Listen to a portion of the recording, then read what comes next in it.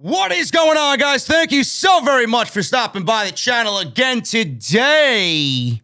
I don't have any extra for you. This is Off the Script, episode 395 for your Saturday, October 30th, 2021. I am JD from New York, and this behind me is the OTS venue. Thank you guys very much for joining me right here on your Saturday afternoons, wherever you may be. It's great to be back with the flagship podcast after 2 weeks being away. I wasn't really away, but I haven't uploaded an actual flagship episode of the podcast in a couple of weeks. The month of October has been very busy for me. I've done some traveling. I've taken some time away. And to be quite honest with you, man, there really isn't much as far as pro wrestling news that is really important enough for me to sit here and really go into it for 2.5 hours.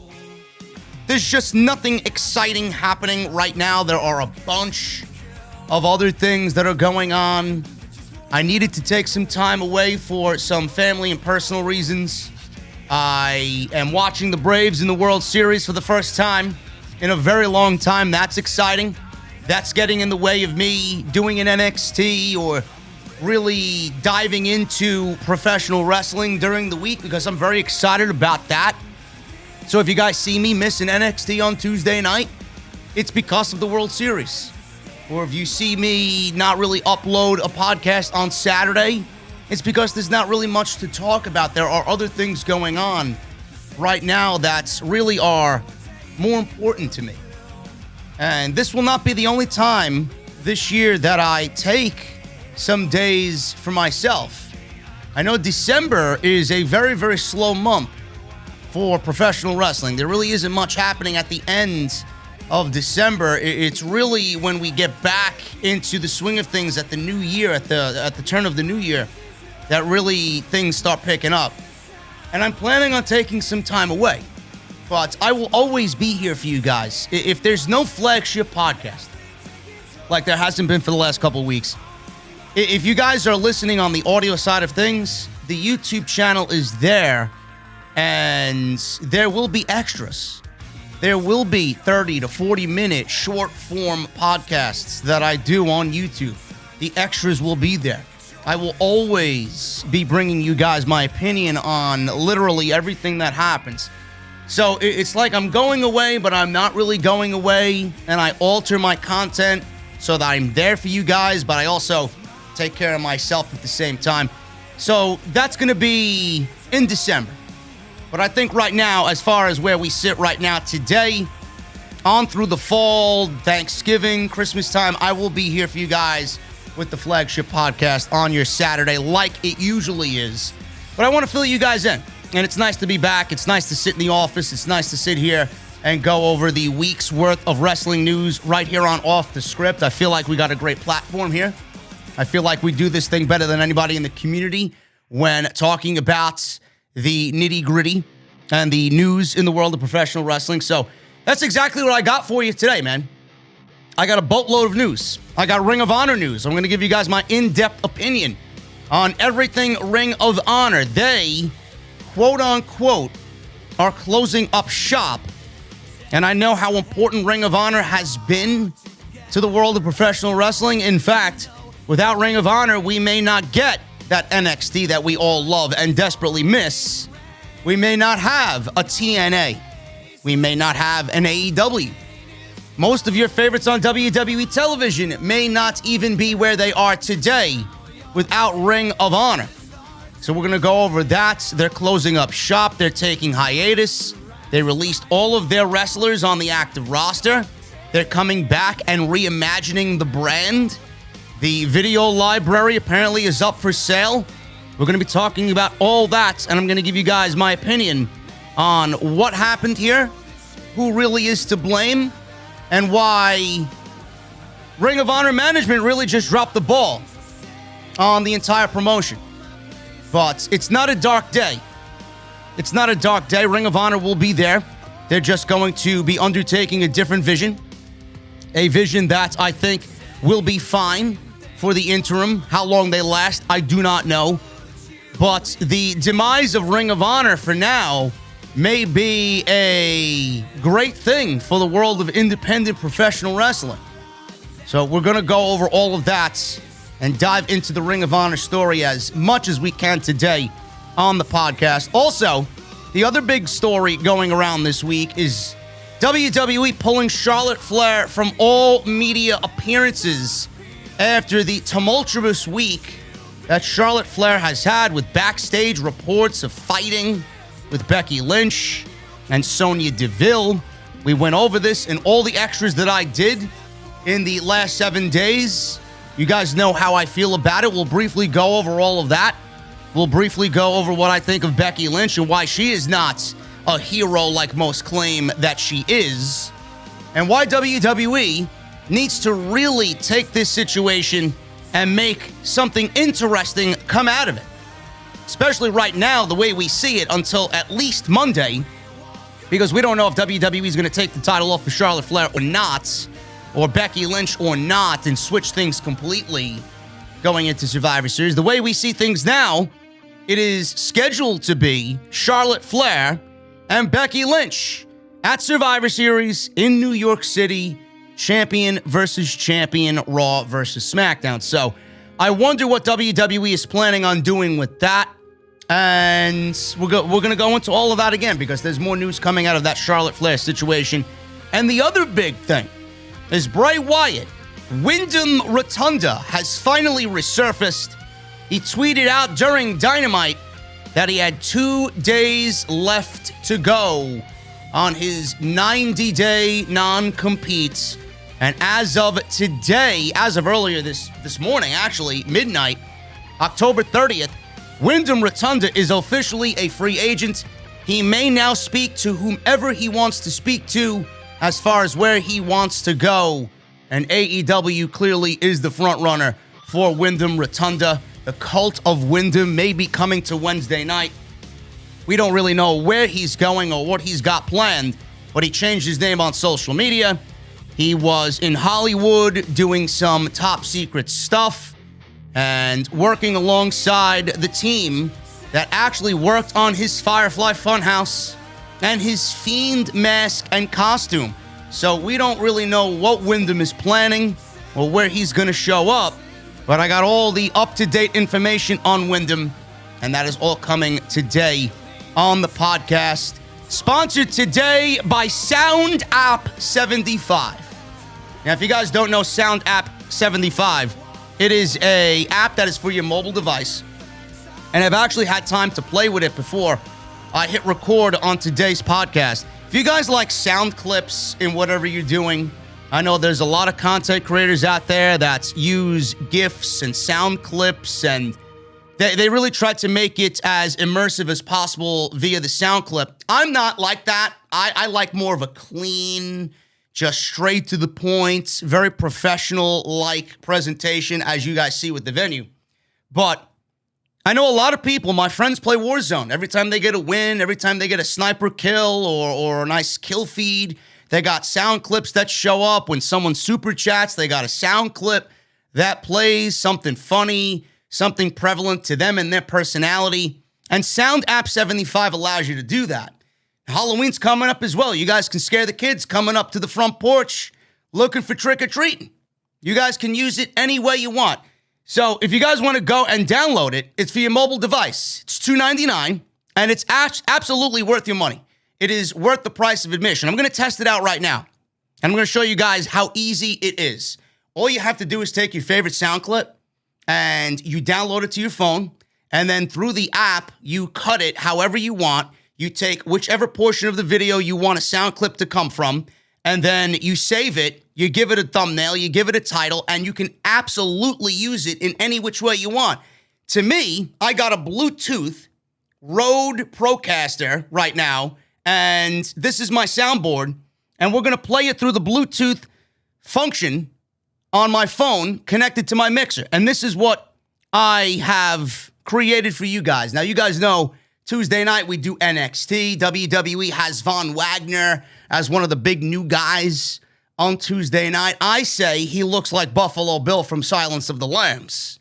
And I've been doing my whole lotion in the basket skit. So when I have this queued up on Tuesday nights, this is what you're going to hear when we talk about Von Wagner. Listen to this. It places the lotion in the basket. I want to see my mommy. Please, no. I want to see my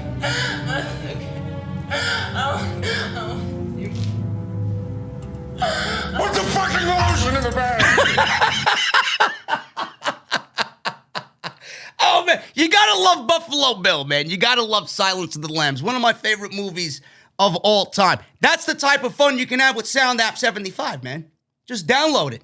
Download it. It's free, and it's a one-time fee. No gimmicks, no ads, nothing. It's just a great app to use for any situation, whether you guys want to prank your friends. Halloween's coming up, trick-or-treating. If you guys stream and you want to incorporate sound clips into your stream, it's great, man. So I want to thank them for supporting the show, and go out and check out Sound App 75. Make sure you guys follow me on Twitter, at JD from NY206. That's Twitter and Instagram. Hit that subscribe button down below. Turn on the bell for all notifications. Make sure you guys go check out all the other videos that you might have missed on the channel. We got a ton of content this week. It's all on the homepage right now. So if you guys missed that and you want more off the script, it is there on the homepage right now. So thank you to all that have supported and come out to the live streams during the week. Make sure you guys go out and support via merchandise as well. Bonfire is the exclusive home of Off the Script. You guys can actually look under the video player right now that you're watching, and all of the most popular shirt designs are right there for you. Click the shirt that you want. It'll take you right to Bonfire, and boom, 1, 2, 3, you're on your way to checking out and getting yourself a brand new Off the Script t-shirt. Patreon is also a great way to do that. Patreon.com/JD from NY206. We got the dugout mugs, we got the t-shirts, and we got now Off the Script hats. So make sure you guys go and check that out. It is now live on Patreon. The hats are now available for annual subscriptions. We're going to be incorporating more goodies exclusively for you guys over there who are VIPs to the podcast. Excellent stuff. That's patreon.com/JD from NY206. And as always, guys, please hit that thumbs up. Let's try for 1,500 likes on today's episode 395. Charlotte Flair. Let's talk about Charlotte Flair right at the top. We'll ease into all the other major stories today. Charlotte Flair, the rumor is she's unhappy. The rumor is AEW will be there ready and waiting for Ashley Flair when her contract is up. When is her contract up?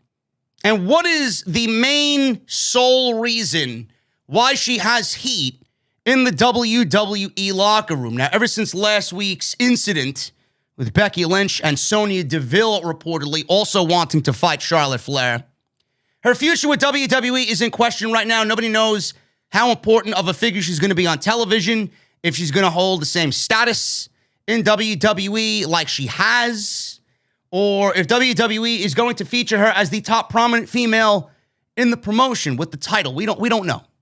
We don't know anything about Charlotte Flair and what WWE has planned for Charlotte Flair. People of the belief with Charlotte is that she will eventually join her fiancé, Andrade El Idolo. Not Andre Shivani, Andrade El Idolo in AEW. And Ric Flair may be joining them. We don't know what his status is following the Dark Side of the Ring controversy. But obviously, Charlotte Flair, Andrade, she wants to be with her fiancé. AEW more than likely would be a destination for Charlotte if she does plan to leave WWE. And that is what's happening. A lot of people in the Charlotte Flair camp are urging her to try and get out of her contract, leave when her contract's up. When is her contract up? That's been the one big question in all of pro wrestling right now. When is Charlotte Flair's contract up? It's been a very top secret piece of information. Nobody knows.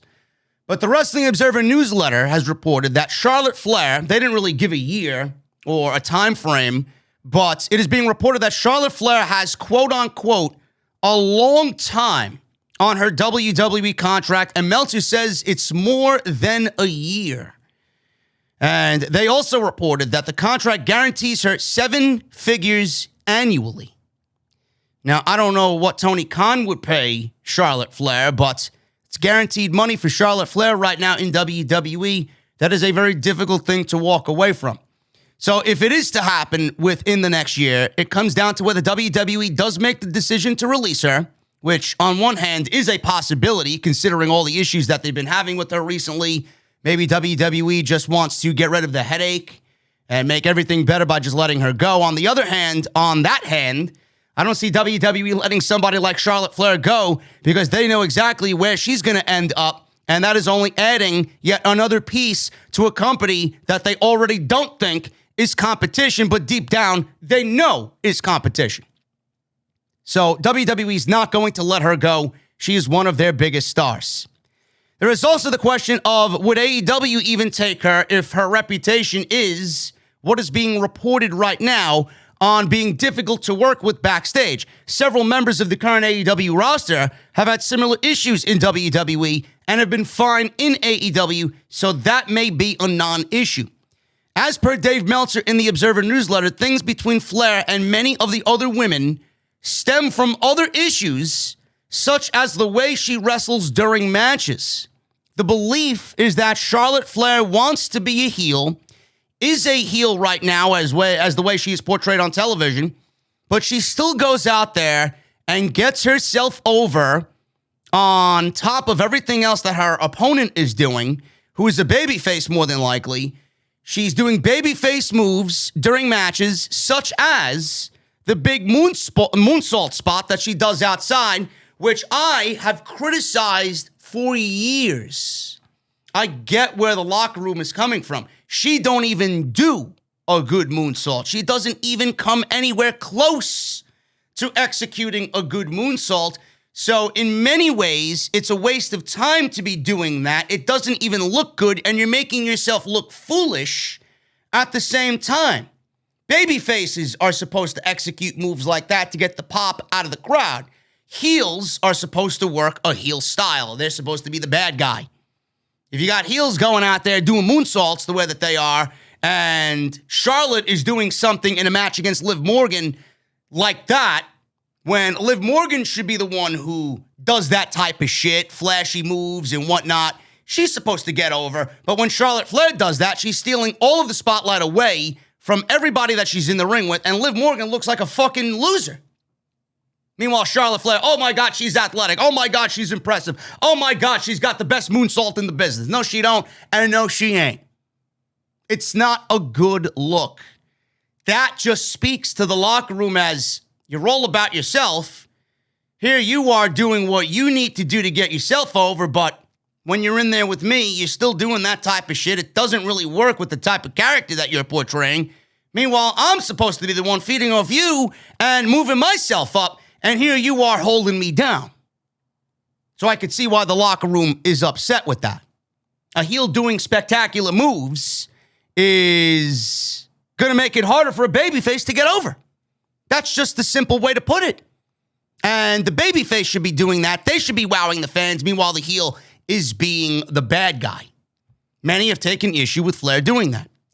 It was also noted that there's a belief that Rhea Ripley, and we've talked about this, and you guys that have been with me have known this for very long.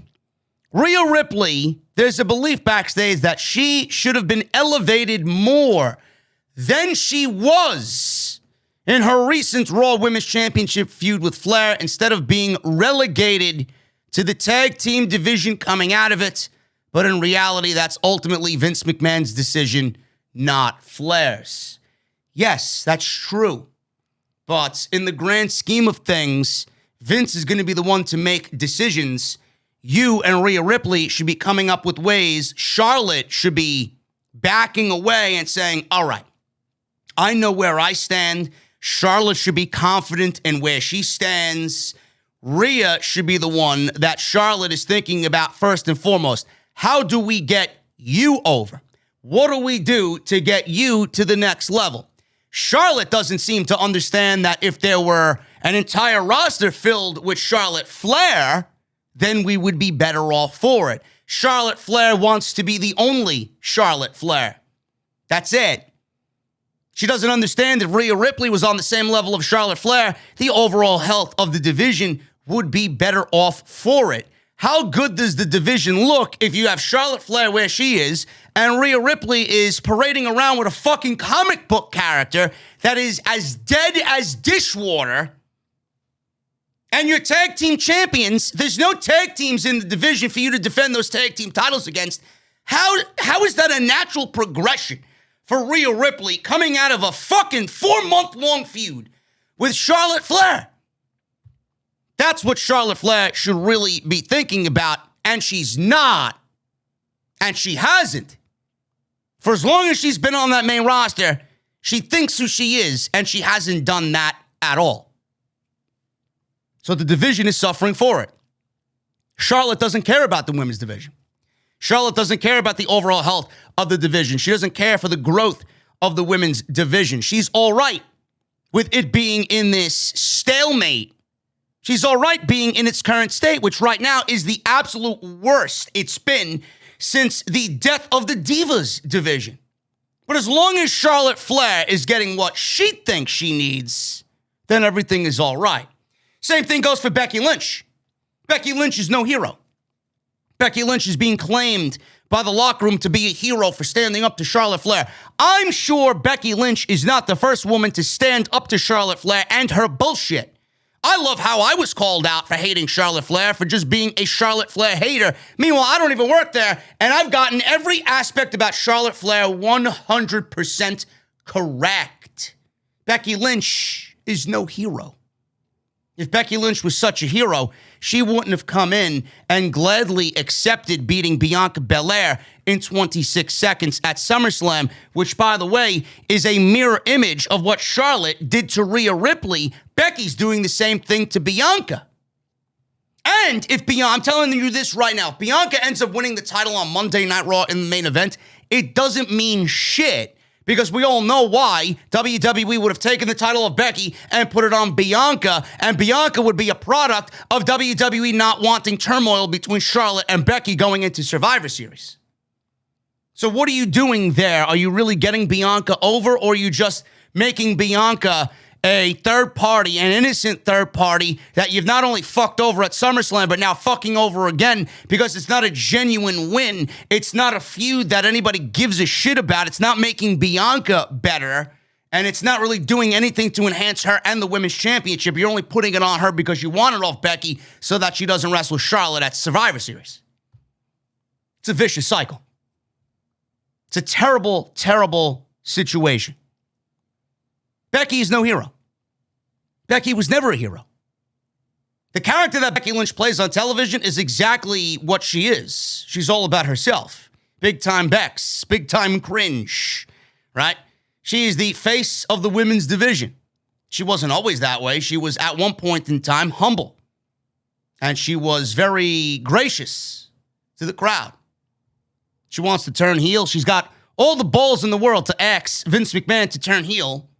But she doesn't have the right mind to stand up to Vince McMahon and say, Vince, I don't think this decision to bury Bianca in 26 seconds is really going to make her look good. I think we should go out there and wrestle, which they had more than enough time to do so. They didn't. And if Becky wasn't really ready to return, she shouldn't have won the championship. Because that was another rumor. Becky wasn't really able to get back in the ring and wrestle. So why the fuck is she on the show? Why is she on the show? Why is she in the ring? Why is she winning the championship if she's not ready to wrestle?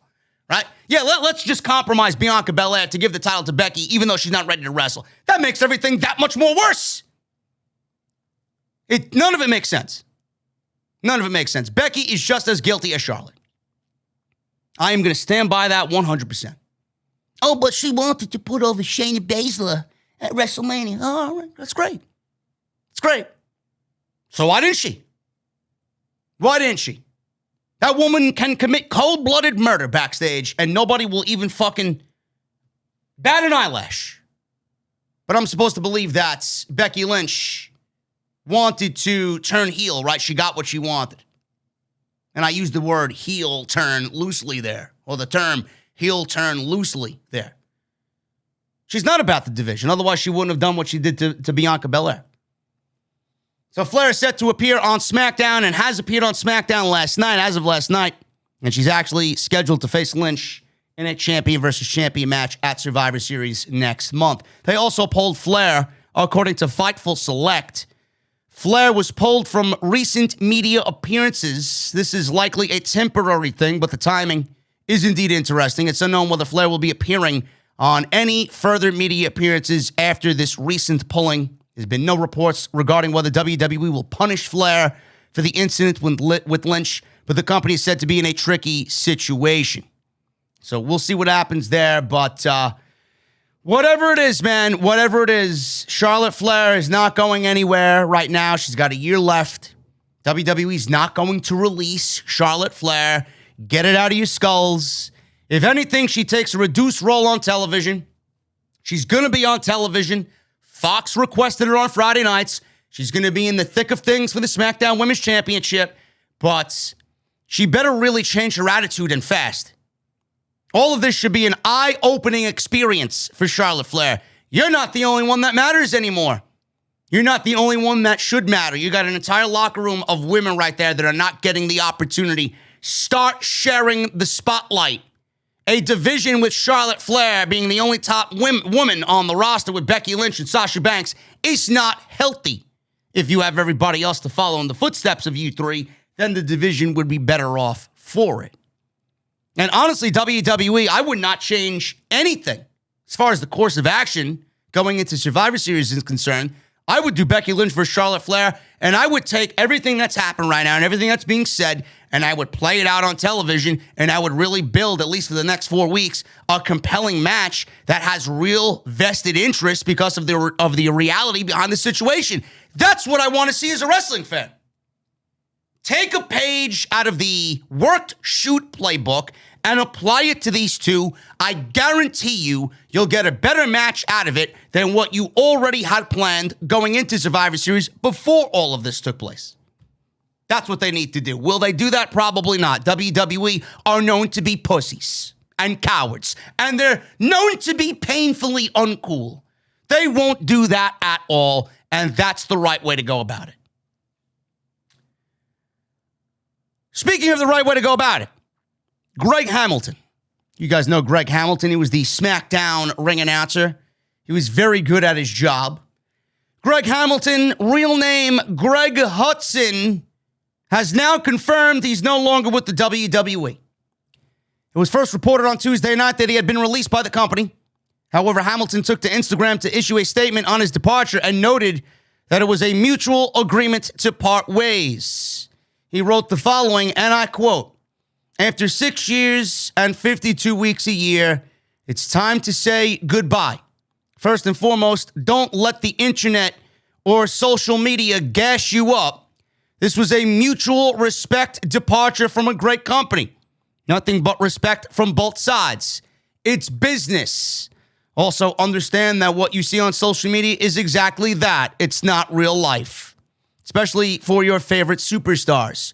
They are human beings with real lives and incredible human beings at that. The hate, the bullying, that is read and internalized by real human beings, not characters. That needs to be said for my friends.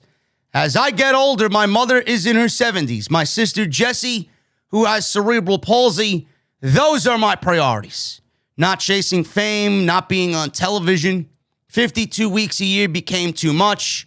Without our mental health, we have nothing. But man, what a ride.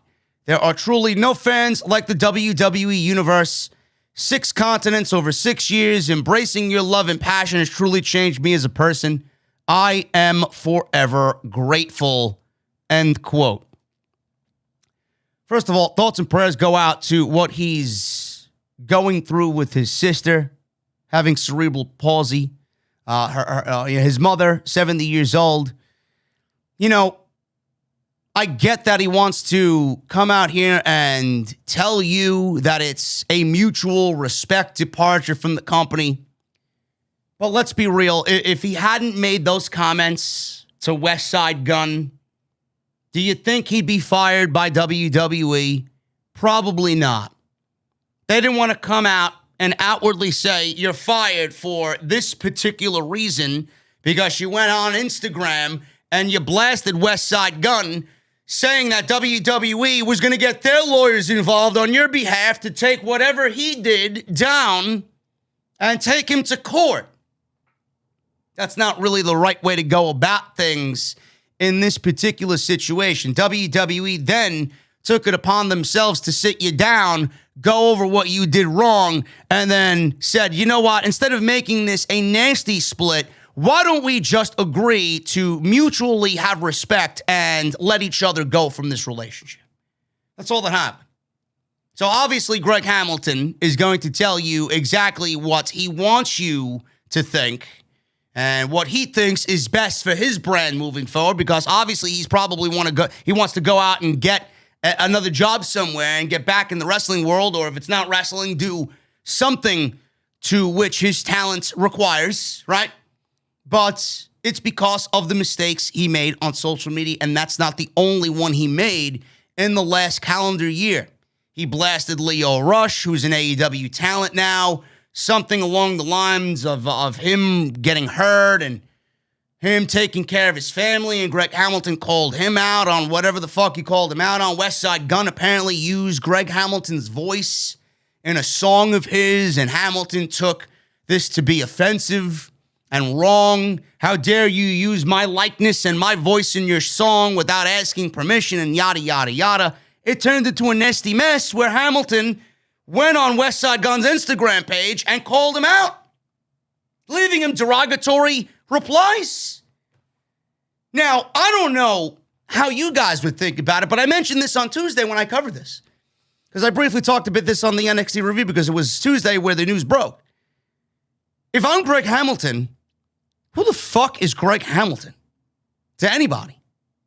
Sounds like the fucking guy that's cutting my meat at the deli 3 blocks away. Greg Hamilton. Who's Greg Hamilton? Outside of WWE, who the fuck knows who Greg Hamilton is? West Side Gun knows pro wrestling. West Side Gun knows Greg Hamilton. He thought Greg Hamilton's voice was good enough for whatever music he was producing and creating. Now, I don't know what you guys think, but if I'm Greg Hamilton, I'm taking that to be, holy shit, West Side Gun, a prominent rapper, knows who I am, appreciates my work enough to use it in a song. That's great.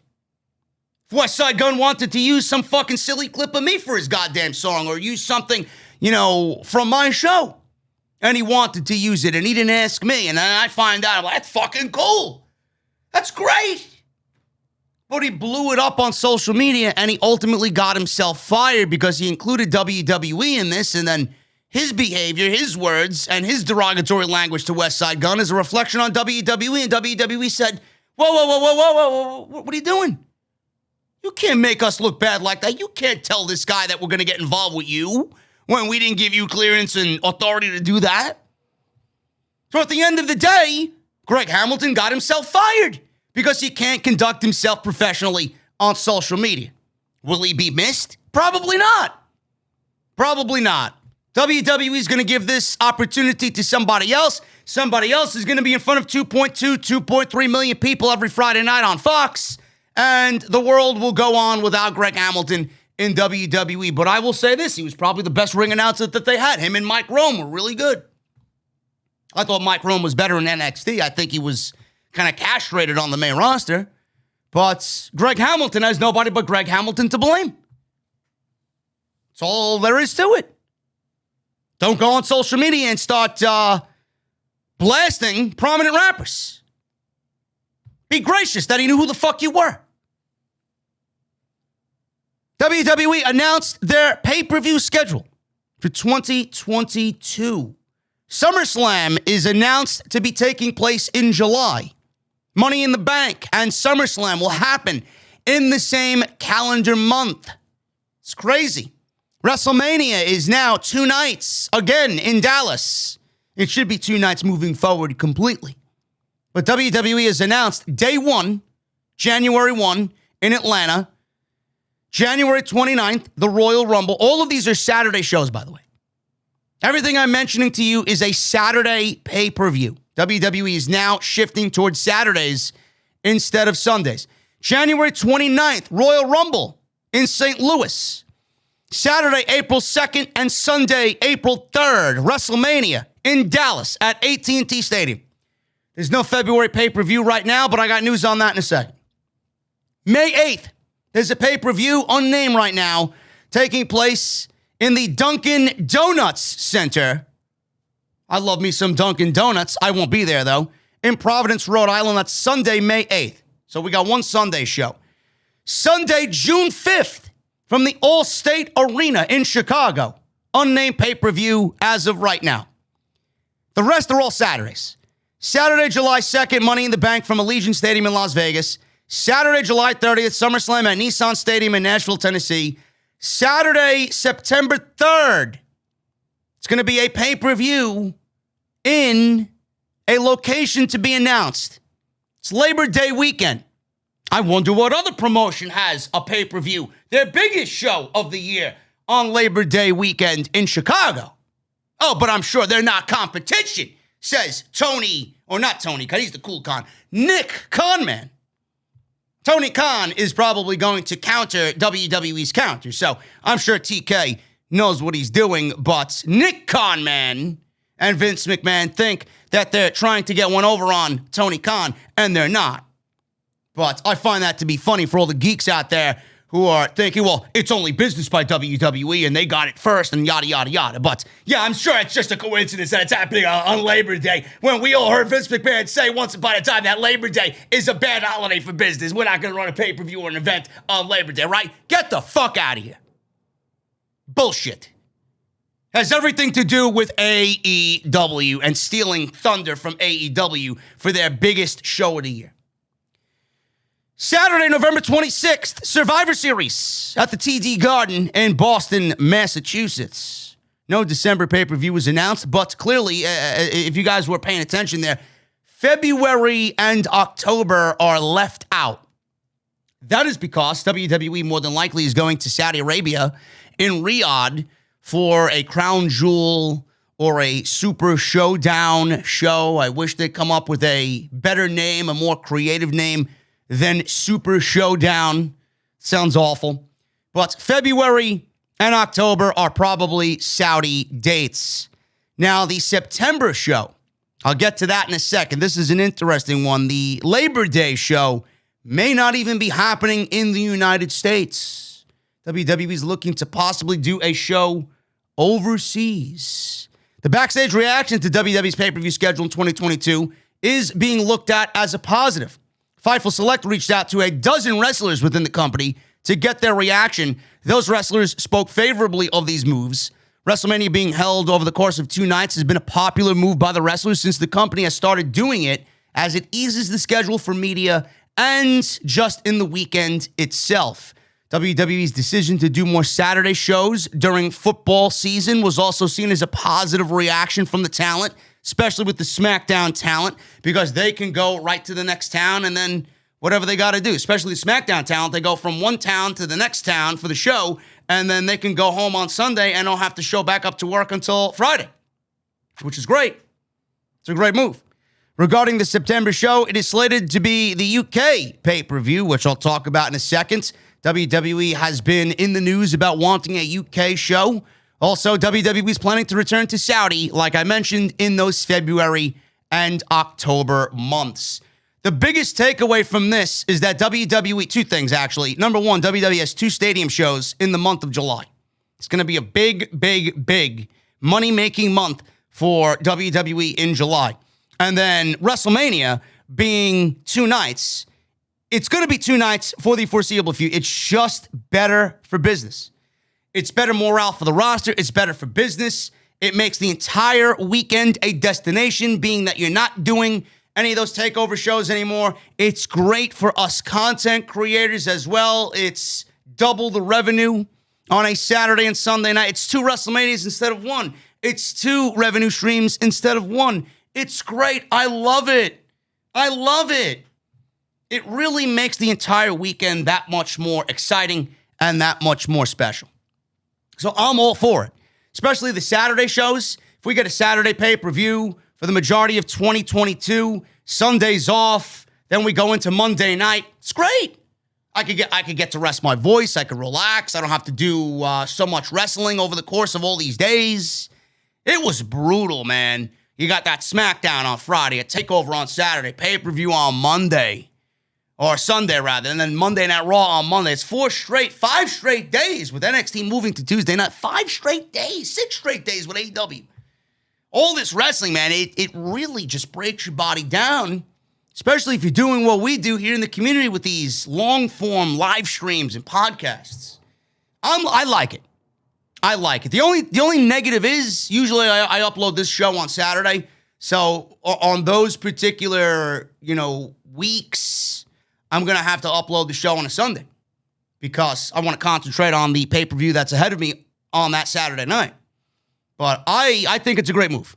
I think it's a great move. And the WrestleMania being 2 nights, there was a little concern if WWE was going to do 2 nights going back to a regular stadium. They did the Tampa 2 nights, but it was only 25,000 seats each night. They didn't fill 60 to 70,000 people in that stadium because of COVID. Now they're looking to fill 100,000 in AT&T Stadium on night 1 and night 2. Is that going to be feasible for WWE? There were rumors that WWE may not do that for renting out the venue for 2 nights. Are they going to be able to fill the entire venue for 2 nights?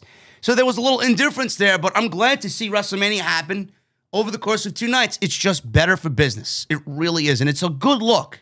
It really is. Wrestle Kingdom, I believe. What is Wrestle Kingdom? 3 nights? You got 2 nights and then a 3rd night happening in another location, I believe, this year or something along those lines. These big mainstream destination-like shows, they happen once a year. Make it feel like that. Make it a big deal. Plus, the card for the 2 nights, and this is something that's going to get overlooked, the card for 2 nights, you get to have 2 main events. You get to feature talent in prominent roles that may not be featured in prominent roles if it was 1 night. Undercard matches get moved up in importance over the 2 nights. It gives the opportunity, and I'm not saying the women should main event WrestleMania every year. It depends on what the situation is, if the storyline is right, or what's important going into Mania. Is it going to be the women's match, or is it going to be something else, whether it's the WWE or the Universal title? It gives an opportunity for both Royal Rumble winners to main event night 1 and night 2, depending on which one's important and which one goes on first, whether it's a Saturday or Sunday. It just makes the overall health of the card for both nights that much better. Things feel more important. You may get a bigger match that, like I said, will be looked at as an undercard match to be a bigger deal on one of the Sunday shows or a Saturday show. It makes everything feel important. So I like it. I think it's a great move by WWE, and the backstage reaction is exactly that as well. The roster really enjoys the Saturday shows and WrestleMania being 2 nights, and hopefully that is the way moving forward. Now, speaking of WWE, in September, they're looking at a huge venue for the United Kingdom, and this could be taking place, like I said, for the September pay-per-view. WWE fans in the UK have been hoping for a pay-per-view show for a long time. They've been talking about it happening for years, and right now the talk about it is apparently picking up as of late. Now we may know the dates and the place for the anticipated show for WWE in the UK. Meltzer has shared some details about the potential show. The information came during a rundown of the company's pay-per-view dates for 2022. He says, and I quote, "The second story, in some ways bigger, is that WWE announced a Labor Day weekend pay-per-view from a site to be determined, which is very likely to be the United Kingdom. We do know the company met with officials at London's Wembley Stadium and Cardiff's Millennium Stadium recently about doing a Labor Day weekend pay-per-view show. The original idea was for the company to celebrate the 30th anniversary of SummerSlam 92 in August. That fell through due to pandemic concerns, and it looks like WWE might be making good on their return very soon. Labor Day weekend falls on the first weekend in September. And interestingly enough, AEW has their All Out pay-per-view booked for Chicago on that same weekend. All Out is considered AEW's biggest show of the year. The most recent show set a record with over 205,000 buys. But I'm sure that has nothing to do with WWE buying or getting into the Labor Day market for a pay-per-view in the United Kingdom. Listen, whatever WWE does, whether they do the show on a Saturday and AEW does a show on Sunday, or if AEW does a show on Saturday and WWE does a show on Sunday the same weekend, whatever, I'll be here to cover it. Should be an exciting weekend nonetheless. The thing is, WWE thinks that they're getting into the mind of TK. WWE thinks that they're getting one over on AEW. How exactly are you getting one over on AEW? It doesn't really matter. Whoever is attending All Out is going to be attending All Out. Whoever's going to be in Chicago will be in Chicago. All Out will sell out. And I honestly think WWE is foolish for thinking this, and you know that they are. AEW is in the Now Center, or has been in the Now Center for All Out. That show is not taking place at the Now Center in 2022. That show will be in the United Center, and that's the way it's going to be. They know they can sell out 16, 17, 18,000 seats in the United Center. They did it with CM Punk, and they have the manpower to give you a card with maybe Punk in the main event against Daniel Bryan or Bryan Danielson. Here I am fucking 3 months later still calling him Daniel Bryan. Go fuck yourself, man. Bryan Danielson and CM Punk, maybe for the world title. You don't think Tony Khan has the manpower to sell out that stadium Labor Day weekend, no matter if there's a WWE show on the same weekend or not? If you're going to be there, you're going to be there. WWE doesn't run traditional pay-per-view anymore. That's not their business. They sold their soul to Peacock. So if you guys want to go watch WWE, all you got to do is shell out $4.99. If you guys already own Peacock, just like every other fucking subscription service out there, you're going to watch WWE whether you want to, or if you don't bother. But if you have the means in Peacock, you're going to go and watch the show. You're not going to order the show. You're not going to spend $60 to $70 on a high-definition fucking pay-per-view from WWE. It's $4.99, and that is it. AEW doesn't have a streaming service. AEW is still going to accumulate 200,000 buys for an all-out with the card that they put together. WWE is not going to take a chunk of their pay-per-view buy rate because they're running the same weekend. It's foolish to even think so. You'll have your people that want to attend the UK show, whatever the fuck it's called, right? And then you'll have people attending Chicago, United Center, I think, for All Out. There's two different markets. The only reason why WWE is doing it is because they think they'll take a chunk out of AEW's market share. It won't have any effect on AEW at all. It's just foolish to think so. And when people see that, oh, well, WWE's running a show on Labor Day weekend, they never did that before, but here AEW's been running Labor Day since the birth of AEW, people are going to correlate that with WWE being petty. And it's going to be a negative look on WWE. So they're in the wrong no matter which way you look at it. It's foolish to think so. It really is stupid. WWE, there's something wrong. Internally, with the people that run that company, there's something wrong with them. It's ridiculous. Now, Vince McMahon, speaking of the Saudi shows, going back to the February and October months that are open, Saudi shows are happening. Vince McMahon actually traveled back. I hope he was traveling in style, because I know I won't want to make this trip. He traveled back to Saudi Arabia after Crown Jewel for business-related meetings. It is being reported that Vince McMahon actually traveled back to Saudi Arabia after returning to the United States following Crown Jewel. The event took place on October 21. This was last Thursday, but McMahon actually went back this week, according to the Wrestling Observer newsletter. It was said that this was always the plan, and Vince McMahon was always going to go back for more business-related discussions. WWE recently revealed its 2022 pay-per-view schedule. 2 unannounced pay-per-views in February and October more than likely will be Saudi shows in Riyadh. It is believed that these 2 unannounced shows will be Saudi Arabian shows for 2022. Now, I don't know what business Vince McMahon is discussing, because he's already in the midst of a 10-year deal. This is the 3rd year for his mega deal with Saudi Arabia. I hope the business-related things that Vince McMahon needed to fly back over there for are this, because I honestly think it would make a lot of sense for WWE to hold SmackDown in Saudi Arabia following Crown Jewel. I really do think this is the best for everybody involved. Saudi's getting more shows out of it. They're getting more bang for their buck.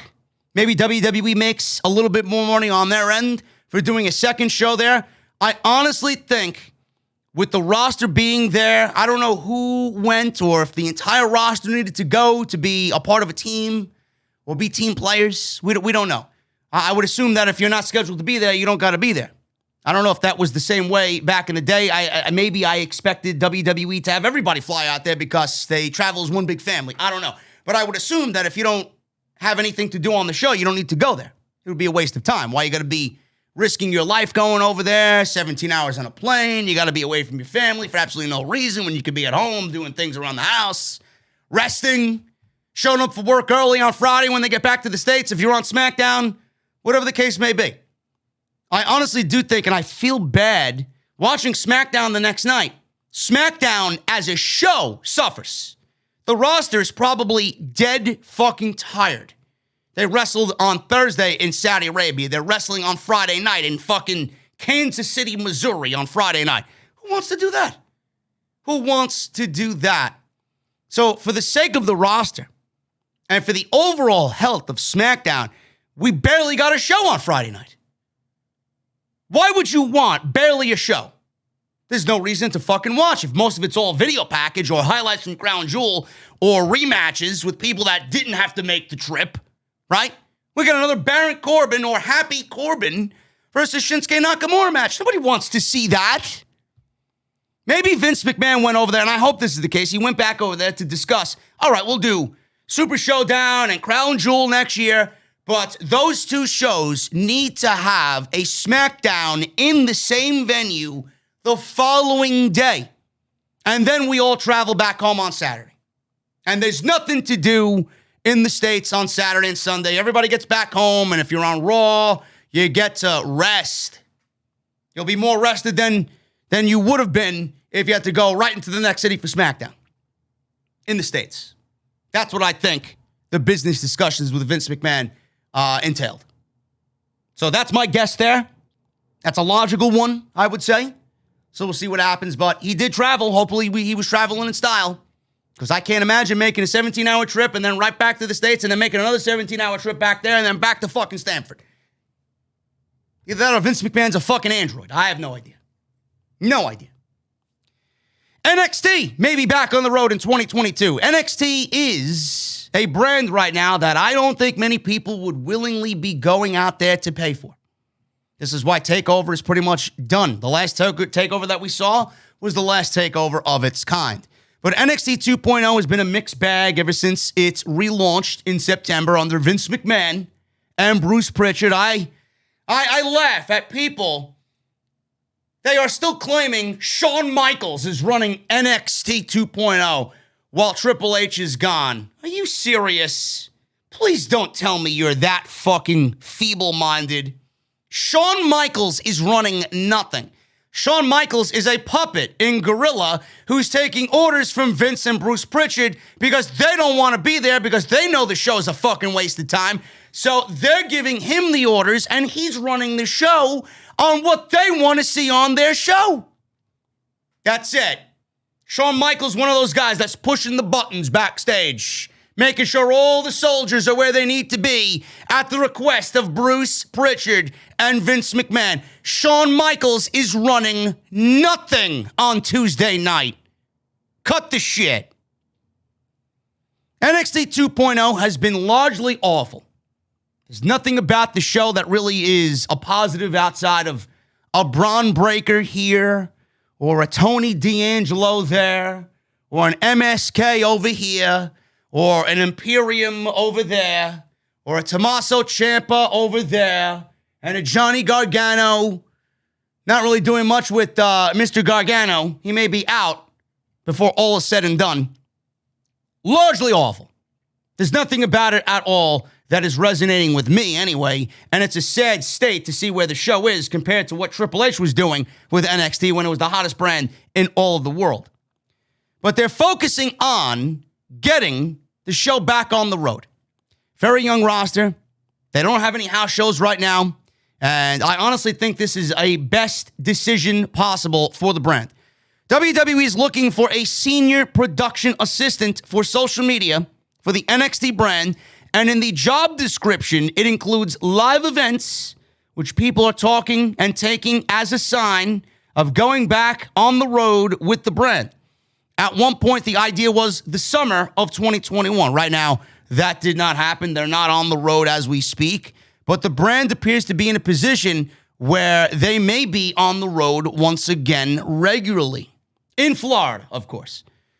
There would be some interest because a lot of live wrestling is doing well right now, and I don't think the interest would be close to what it was with the old NXT, but the interest would be there because of live wrestling.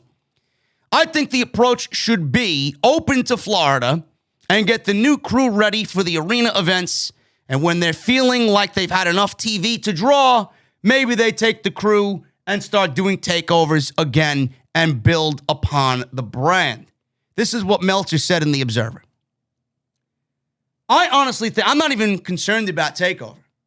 I'm not even thinking about getting NXT back on the road and, selling out arenas at a small rate and then taking it into a larger arena and start doing takeovers. I'm not even thinking about that. How many of these talents have ever been on television? How many of these talents need desperately time in front of a live audience outside of Tuesday night? I honestly think taking NXT back on the road and getting the talent more regular work in front of live audiences against each other, getting affiliated with each other, comfortable, working on different things that may not work on television, that you're not ready for to bring to television, work on them at the house shows. Nobody will see them. Perfect that. Bring it to television. It's actually something that's going to benefit the roster in just a general sense. They'll get more reps in the ring. They'll work on what they need to work on. They'll slowly get better. It'll be a great form of practice instead of going to the Performance Center every Tuesday night and doing the live show. Some of those talents won't even be on the Tuesday show because they're not ready for television. WWE doesn't have any plans for them. They're not ready for a character to be put on television. At least if you're in the PC and you're on the precipice of in between training and maybe making it to television, you get some reps in. You get what you need to get in there and work on it. I think it's a great move. Now, I wouldn't be caught dead at one of these shows because I don't really have any interest in going to a live NXT show on the road when there really isn't any interest coming from the Tuesday night show. But I want the best for the roster. I want to see a lot of these men and women further ahead than where they are right now. I think it's a great move. So if WWE's thinking about taking NXT back on the road, it's got a 2 thumbs up of approval from me. I think it's going to be best for the overall health of the brand on Tuesday night. Shifting gears to AEW. Apparently, lots of fans left AEW Rampage and the tapings in Boston on Wednesday night. It's being reported that lots and lots of fans left during Wednesday's AEW Rampage taping in Boston, Massachusetts.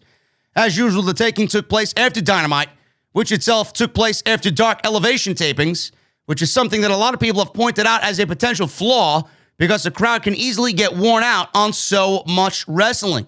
Speaking on The Observer Live, Dave Meltzer said that fans left after Bryan Danielson and Eddie Kingston's match, which was the first of 3 Rampage matches. The 2 that followed were Dante Martin versus Matt Seidel and Britt Baker versus Abaddon. Meltzer says, and I quote, "Next was Dante Martin against Matt Seidel following Danielson and Kingston. The match was good. One of the things, though, is the crowd chanted, and they were doing a lot of wrestling. They were doing less acrobatics than their previous matches, and the crowd was chanting, 'We want flips.' So they were not appreciative of the mat work shown by Dante Martin and Matt Seidel. Typical fucking wrestling mark that gives all of us wrestling fans a bad name. Thank you, Boston." Also, I'm going to say this. This is not a social experiment, but it is an experiment at the same time. Lots and lots of people left after the Eddie Kingston-Danielson match. Many people. That absolutely happened. Just like at the show we mentioned before with Alexa Bliss and Charlotte Flair and their Alexa's Playground segment not too long ago. It absolutely happened. so I can get all this hate mail, or I won't, because it happened. End quote. So Meltzer is confirming, and he's very confident that people left. It's AEW. He would know. He's in the know. He said lots and lots of people left. I'm not surprised. Because if the fans have to sit through AEW Dark, and then AEW Dark Elevation, and then Dynamite, and Rampage, it's 4 hours of wrestling on your Wednesday night. I can only handle 2. This is why Rampage isn't really, I would say, generating interest the way that it should. Rampage right now is just a show that exists. There really isn't much of anything important on that show. And that's the typical formula that Tony Khan's been doing with Rampage. The fans know it. Especially a market like Boston that sold out that arena on Wednesday night, 10,000 deep. They know. They're going to see a card with Abaddon and Britt Baker and know that Britt Baker's not losing to Abaddon. I'll just watch it on Friday when it airs. Who's going to want to sit there and watch Matt Seidel versus Dante Martin? Nobody. I appreciate the roster that AEW's put together, but I think that's best watching at home on Friday night. If we can beat traffic and get home at a decent hour and get ready for work in the morning, not exhausted, I think I'll take that option. But we'll sit for Bryan Danielson and Eddie Kingston because this is a great match. It's a tournament match, and this crowd is going to be heavily invested in this match. That's what they're thinking. That's the typical formula for Rampage. 1 big match and then 2 undercard matches that really don't matter at all. This is why I have a very difficult time covering the show. I thought it was going to be a little bit more important on Friday night, and my Rampage coverage on Friday night ends up being 10 to 15 minutes. It really isn't a huge chunk of time on my Friday night live stream. Now, the problem with Rampage is the current formula that AEW and Tony Khan have for the show. 1 big match, 2 undercard matches, especially with this. 4 hours of wrestling is a lot to ask of people. It really is. I don't want to sit there for 4 hours. I don't give a fuck about Dark. I don't give a shit about Elevation. I don't give a shit about Rampage. I'll watch it at home. Just show me Dynamite. I'm coming for Dynamite. That's all I care about. You got to keep people in the seat somehow. With this current formula, you're not. They'd just rather watch it at home. Another thing that's killing AEW is this show not being live. You're forced to tape it on Wednesday night just to give your roster a break and not go into another town during the week and tape a 1-hour fucking show. It's obviously cost effective for you to be doing it after Dynamite. But the show is suffering for it. The live crowds are suffering. The ratings are suffering for it. Spoilers are available out there. It's very easy nowadays for anybody to go on any site and get spoilers about what happened on Friday. If there's nothing important on the show, you're not going to watch it. If there's a big match that you want to watch, you'll go watch that one match and not watch the rest of the show. The fact of the matter is, Rampage is not live. I don't think Rampage is going to be at full strength until they move off of Friday night, move out of that 10 p.m. time slot, and move to being a live formatted show. That's what needs to happen. And when AEW does that, they'll have Dynamite live, they'll have Rampage live. You could tape Dynamite and one of the Dark shows on Wednesday night, and you can tape Rampage and the other Dark show on Friday night. And that is it. You cut the 4 hours down to 3 hours. You got a 2-hour Rampage, which will be your B show for Dynamite. There'll be no spoilers. The ratings may be up. You'll book it just as important as you do Dynamite. Everything revolving around that will be overall healthier. That's the way I see the future. If I lived in a perfect world, how I would do things concerning AEW and their television show. But Rampage is suffering on Friday night for more than one reason. And the live crowds are not really being interested. They're not interested in Rampage because of the long time that they're sitting in these venues, in these arenas. It's not cheap to sit there either. You're going to get hungry and you're going to get thirsty. How many trips to the fucking concession stands to buy a fucking $16 hot dog and a $14 beer? How much money you think these people have to spend on junk food? It's not a cheap date. It really isn't. Then you got to buy the $30 t-shirt, and you got to buy the fucking $20 flyer and all this other shit. Pay for parking on top of the cost of the tickets, which generally aren't really that expensive. Rampage has an issue. And I don't think it's going to be fixed until Tony Khan sits down and he has the time to really make Rampage into what it truly is going to transform itself into, and that is the true B show of AEW. Right now, it's not meant to be a ratings giant. It's not meant to be anything but giving more opportunity to talent. It's no better off than a Dark or an Elevation. Maybe change the aesthetics of it as well if you're going to move it to a 2-hour time slot being live. But the one big, huge factor that it needs to change, the one big aspect it needs to change, is it being a live show and stop taping these shows on Wednesday night. So we'll see what happens. I do think that's the natural progression of Rampage, but only time will tell moving on into 2022. All right, guys, welcome back to the second half of Off the Script. It is episode 395 for your October 30th, 2021. We still have Ring of Honor to talk about, Bray Wyatt to talk about, all of your weekly Monday Night Raw, SmackDown, NXT, AEW ratings report, news and rumors coming out of each brand. We still got a loaded show still to come.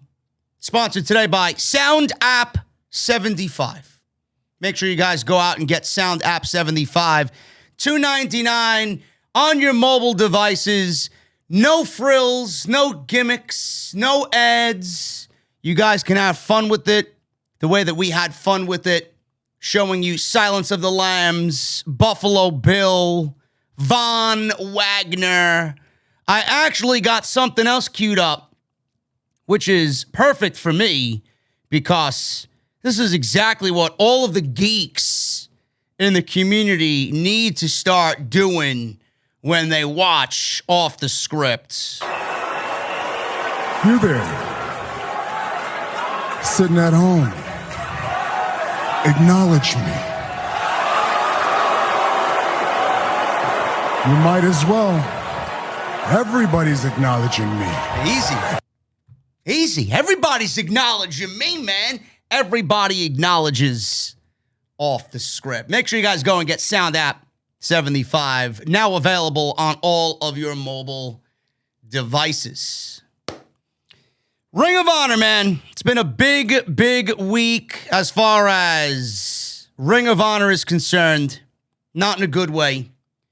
Ring of Honor released their entire roster. Everybody is now contracted to go wherever they want. They can go wherever they want. Ring of Honor has released everybody from their ROH contracts. Dave Meltzer reported that everyone in Ring of Honor has been released from their contracts. This news comes just as the company announced that they would go on hiatus after December's Final Battle pay-per-view. And the name could not be any more fitting. The company said that they anticipate a return in April, but the latest update from Meltzer does not sound good at all. ROH's buzz died down before the pandemic. They took a bigger hit during the 18 months when they were not running shows.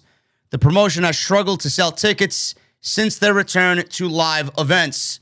A tweet posted on the official company account notes that they now find themselves in a position where they need to make some changes after not running events for 18 months because of the COVID-19 pandemic. At the end of the statement, they noted that they anticipate a return in April for Super Card of Honor, which usually takes place around or on the weekend of WrestleMania weekend. And a new fan-focused product will be in the works. The full statement from Ring of Honor is as follows.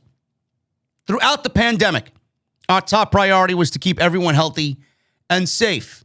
And despite not producing any live events over 18 months, we were able to keep everybody fully contracted. That's a great thing. That is a great thing. AEW, they didn't fire anybody in the pandemic. WWE let over 100 contracted professional wrestlers go in the middle of the pandemic. Some huge names, some notable names. It is very commendable that Sinclair and Ring of Honor did not let anyone go during this time. So that's good on them.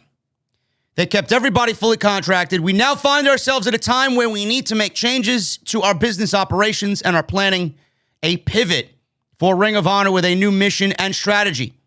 The year will culminate with a final battle in December, and we will be taking the first quarter of 2022 to work internally to reimagine Ring of Honor. ROH has the most dedicated fans in the industry, and we really appreciate their loyalty and patience as we reconceptualize ROH. We anticipate returning to live events in April for Supercard of Honor with a new fan-focused product and to provide a unique experience for all wrestling fans. End quote. Ring of Honor will also have one extra set of TV tapings in November, then on their way to Final Battle in December. The wrestlers who are under contract will be paid through December, but wrestlers will be allowed to work wherever they want. Some wrestlers' contracts will remain in effect through March 31st of 2022. Brian Alvarez reported that the company sources said that the rumors about Sinclair Broadcasting canceling the show are not true.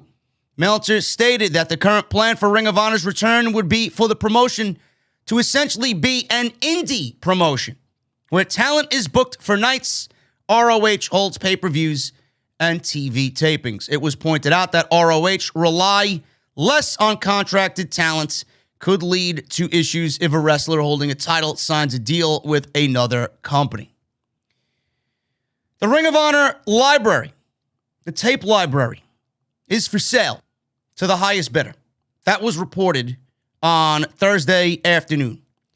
Now there's conflicting reports that state otherwise, and Brian Alvarez is now saying that the library is not for sale at this point. Justin Barrasso of Sports Illustrated had a story up that led to the rumor and news spreading about Ring of Honor about the tape library. The story notes that Ring of Honor's tape library is available and will go to the highest bidder, and that the company has been trying to sell the library for well over a year now. Only the Sinclair-owned archive that dates back to 2012 will be available. The library includes the All In show that was seen as one of the major launching pads for the formation of All Elite Wrestling. ROH owns the footage because they produced the show. Reportedly, ROH had trouble selling the library because they are asking for more than the market dictates. Another thing to note about the library is that it would not include footage of names like CM Punk or Bryan Danielson, since they were gone years before Sinclair took over.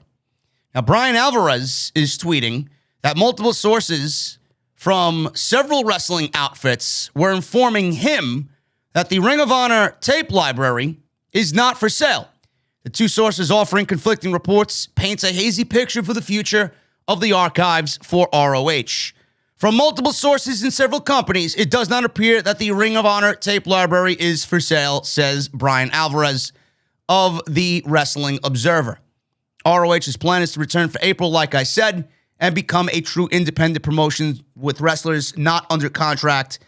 Whether or not they actually return is a completely different story. Everybody wants to know what happened to Ring of Honor. Everybody wants to know what happens to the talent that has been contracted to Ring of Honor. Ring of Honor's first event, and listen, I am not a big Ring of Honor guy. I never was. I've been to one Ring of Honor show. I had a very good time. It was lively. It was actually at the Hammerstein Ballroom in New York City. I was never a big Ring of Honor guy, but I'm not an idiot. I know the importance of Ring of Honor, and I know what they are to the world of professional wrestling, and it should not be ignored at all.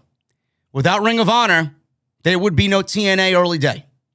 Without Ring of Honor, there would be no NXT the way Triple H presented NXT. Without Ring of Honor, there would be no AEW because the All In show was a launching pad for what we see on Dynamite and AEW pay-per-view moving forward. They produced that show. They were the ones in charge of that show, and AEW would not be a thing without Ring of Honor. Most of who you see on WWE television nowadays in a high-profile match, show, high-profile situation, once upon a time, came from Ring of Honor. Seth Rollins, Kevin Owens, Sami Zayn, Punishment Martinez, Damian Priest now. A who's who has walked through Ring of Honor. AJ Styles was a part of Ring of Honor. Look at Deonna Purrazzo, one of the longest reigning Impact World Heavyweight Champions for the women's division in their entire history. She walked through Ring of Honor. Look at AEW. That goes without saying. Bryan Danielson, CM Punk. How many people on that roster? The Young Bucks, Cody Rhodes, Adam Hangman Page, Kenny Omega, the Hardys, Jeff Hardy in WWE, Matt Hardy in AEW.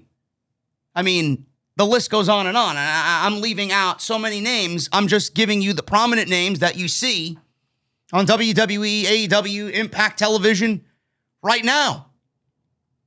Ring of Honor is a staple for how everything you see on television right now operates. Their importance should not go unnoticed. Now, I did some history. I did some research on Ring of Honor. Their first show took place in February 2022. And they were sold to Sinclair Broadcasting in 2011 when they purchased the promotion. Despite all the benefits of being owned by a major force in broadcasting in Sinclair Company, why did Ring of Honor fail? That's what I want to know. Why did Ring of Honor fail in becoming what AEW is right now? Why did they fail at becoming the second biggest promotion in the United States for professional wrestling? Why did they fail? Why are they closing up shop? And Impact Wrestling, TNA, has been on death's door for years. Why has Impact survived and Ring of Honor is, quote unquote, for now, we don't know if they're coming back at all when they say they're coming back, closing up shop? Sinclair Broadcasting and Joe Koff, he's an executive for Sinclair Broadcasting, they had no vision. They had no vision for Ring of Honor. It all starts at the top. Why is WWE failing right now creatively? They got the people in place to make them all the money in the world. They're the most profitable organization in the world of professional wrestling. I'm not talking about that. I'm talking about creatively. I'm using this as an example. WWE is not going anywhere with the amount of money they'll be making for the next 10 years. 5 years with the contracts that they have from NBC Universal and Fox. Saudi, 10 years. And who's to say they're not making more money when the next round of TV negotiations come up? But creatively, I'm using them as an example. Why have they lost their audience? Because the shows are being booked like shit. It all starts at the top. You got management in the right places when you want to make some money, but you got management in the wrong places for when you want to present a TV product. Why is everybody clamoring to be with AEW and Tony Khan? It's because the leadership is where it needs to be. And Tony Khan is a right leader for that locker room and a right leader for the brand of AEW. Why is Impact? Why did they have a resurgence when they should have been dead? Because Scott D'Amore and Don Callis took it, ran with it, and built it back up. It's all in the leadership. Joe Koff is not a Don Callis or a Scott D'Amore or a Tony Khan or a Vince McMahon. Joe Koff failed. Sinclair failed Ring of Honor. There's absolutely zero excuse for why they could not be AEW. Zero. All this rich history and all of the building blocks that you've put forth for the world of professional wrestling, and you let this company fail? The amount of history that this company has should be an indication to you how beloved not only Ring of Honor is, but professional wrestling. There are people in this industry that would have bent over backwards to bring Ring of Honor and put it in a spotlight that it deserves. They didn't do that. Joe Koff and Sinclair did not have a vision for Ring of Honor. They didn't have any vision. They had all the money in the world. But at the end of the day, you either want it or you don't. The desire to make it into something was always there. It comes from within to actually push that person to make those types of decisions. At the end of the day, it looks like, from an outsider's perspective looking in, that Joe Koff and Sinclair Broadcasting never wanted Ring of Honor to be anything more than what it was. They were content with Ring of Honor feeding off of its history and all the back catalog of superstars that they could really go into the vault with and show you, look, this is what we've done. We've made this one and this guy, and we made this one over here. That's what they were content doing. Some people are content with being the feeder system. Some promotions are content with being the feeder system. Some promotions, they want everything. They want to take over the world. They want to be the very best. That's what Tony Khan is doing right now. Tony Khan is hungry. Ring of Honor was never hungry. The leadership, the management of Ring of Honor was never hungry.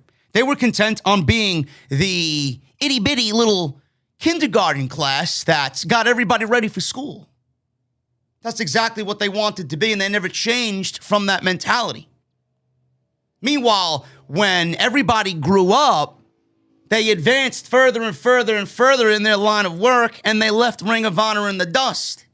They never replenished. They never got another class of valedictorian. And if they did, and when they did, the current class seems like it's a damn good class. They never did anything with it.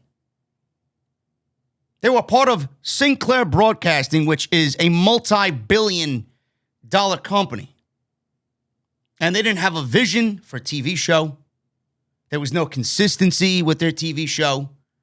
How many people were asking, where's Ring of Honor? Where can I watch Ring of Honor? You can't put professional wrestling out there and put it on a random TV network and expect people to watch. There's got to be a hook. There's got to be a reason to watch. Did Ring of Honor give you any reason to watch their show outside of, hey, we're a professional wrestling company? From a casual's point of view, you watch Ring of Honor, I can't tell the difference between Ring of Honor and MLW. I can't tell the difference between Ring of Honor and House of Glory. I can't.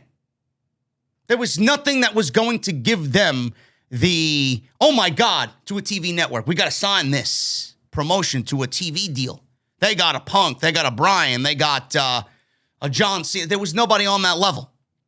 There was nobody ever on that level. Ring of Honor was always content with being the promotion that got ready or got people ready for the big time. They didn't value themselves. In theory, they value themselves. They value their history. They never valued anybody coming on in and building the company around them to make them an AEW. It all started at the top. The leadership has failed Ring of Honor. Sinclair, Joe Koff failed Ring of Honor. Now, they may be coming back. That's fine. We don't know if they're coming back or not. But at the end of the day, this reimagining, what does that really mean, a reimagining? You're going to be like everybody else running these independent shows every month. There's no consistency. It's just a show with big names on it to draw an audience. What is the end goal for Ring of Honor? Is there going to be a vision? Is there going to be a set, roster to build around? Is there going to be a set roster that you're going to focus on, pay, make your core group of professional wrestlers, build that promotion around them, build those shows around them? What's the plan for Ring of Honor?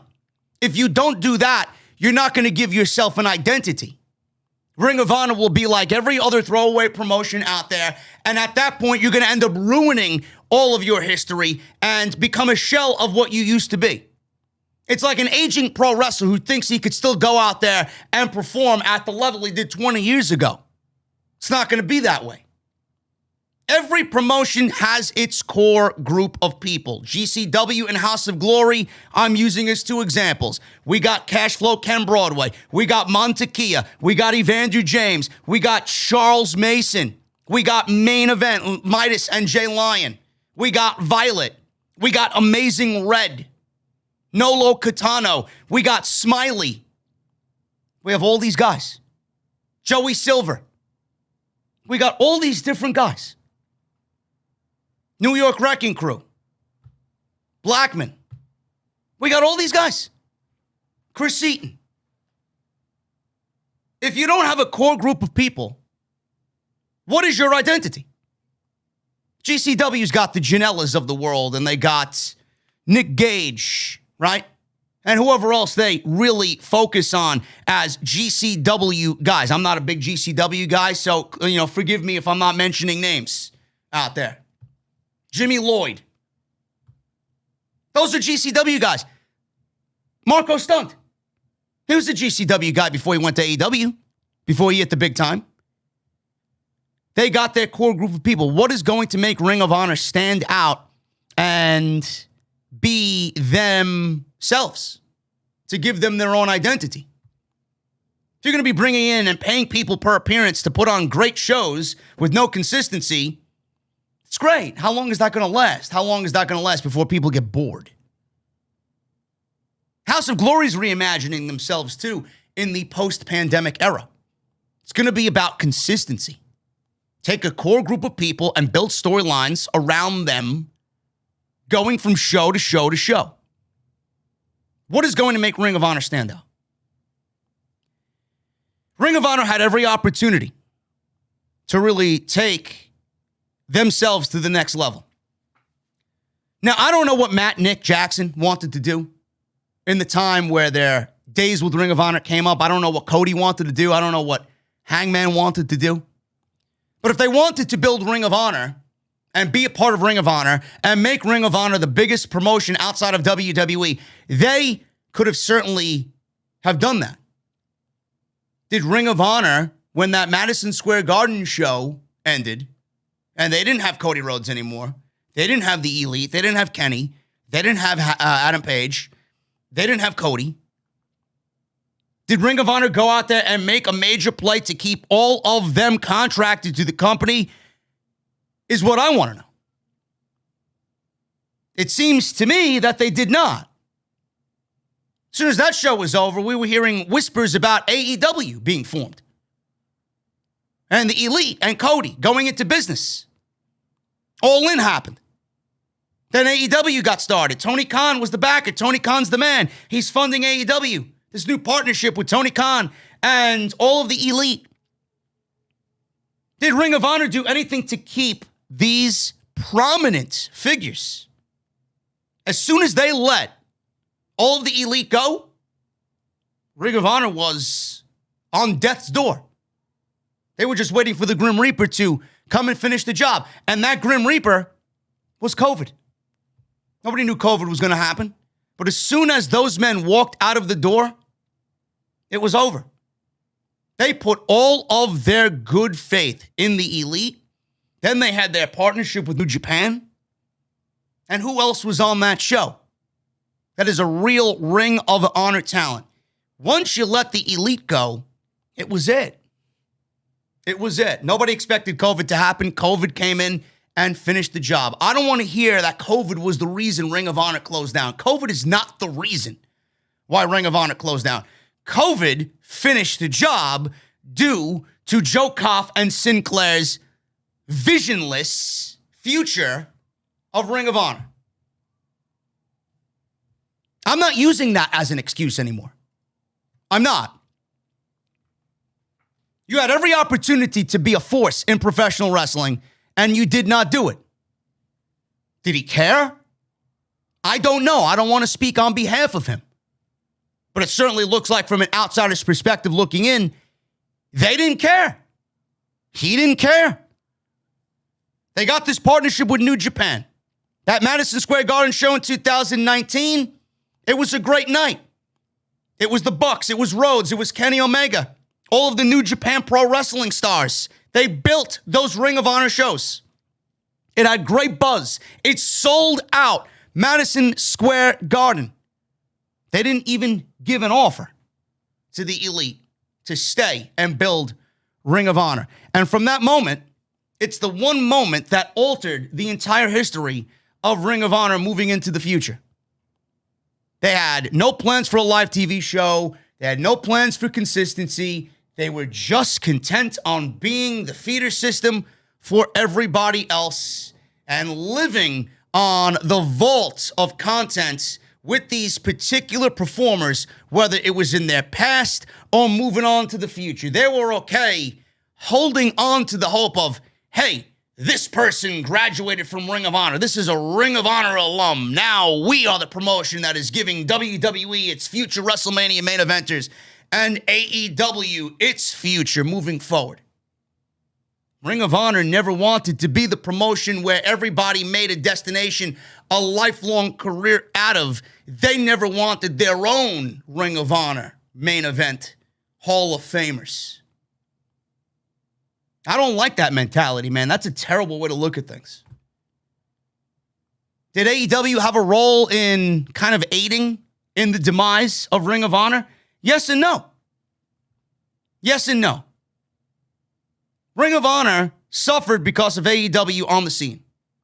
AEW is using exactly the blueprint that Ring of Honor of old used. And it's working.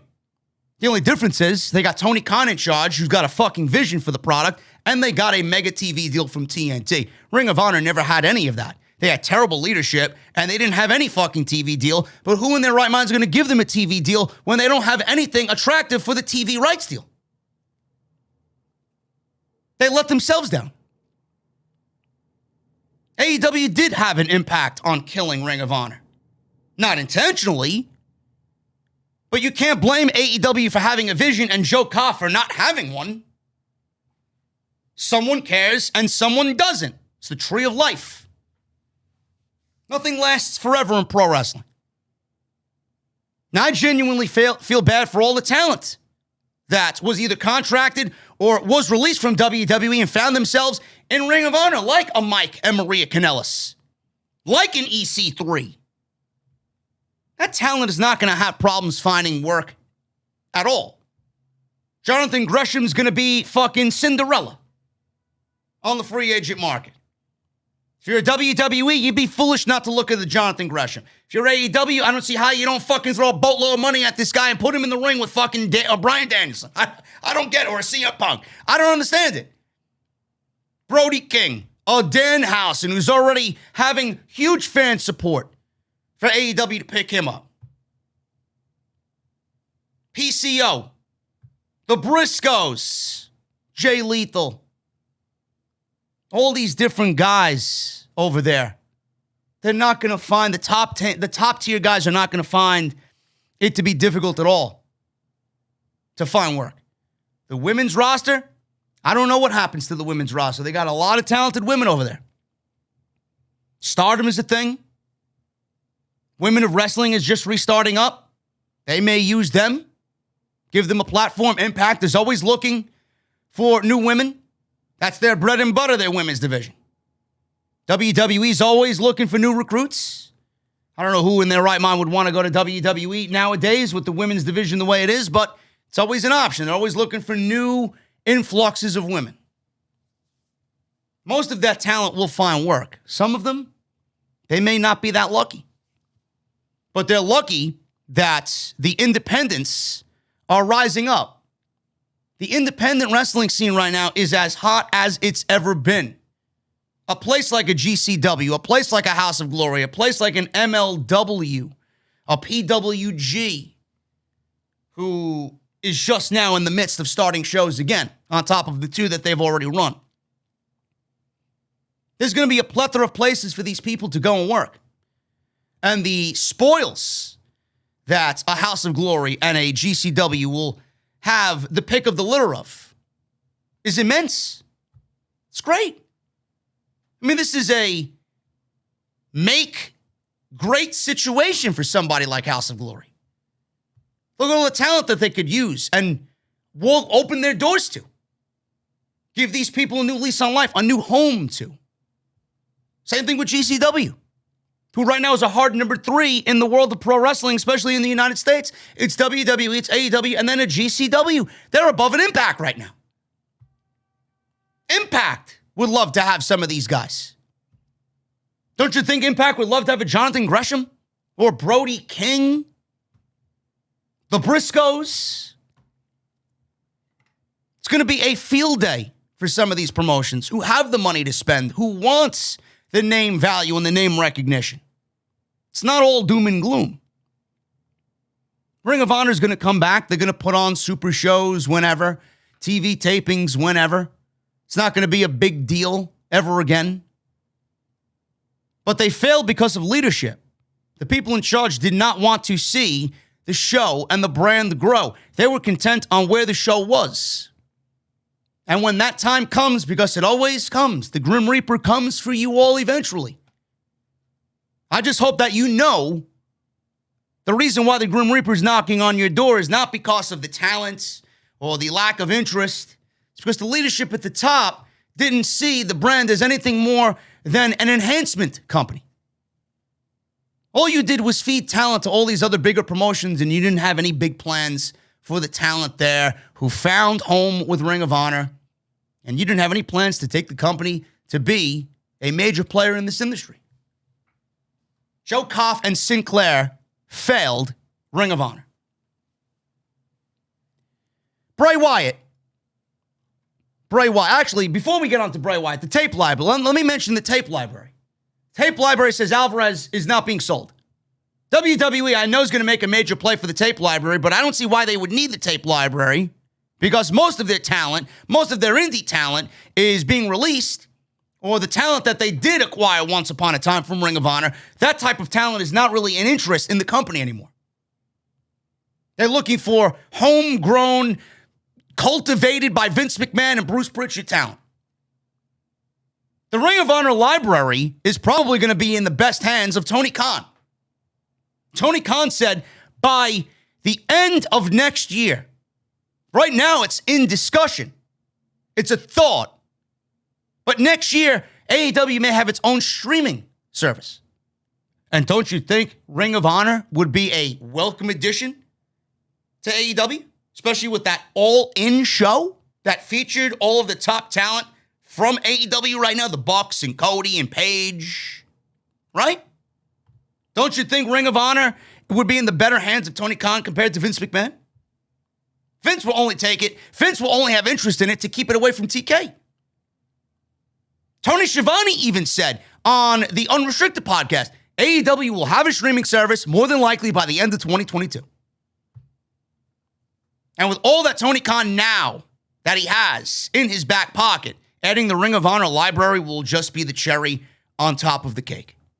Especially if he ends up bringing in some of these talents that had a major impact from 2012 up until now and Ring of Honor closing its doors. I hope Tony Khan can get his hands on that if it's sold.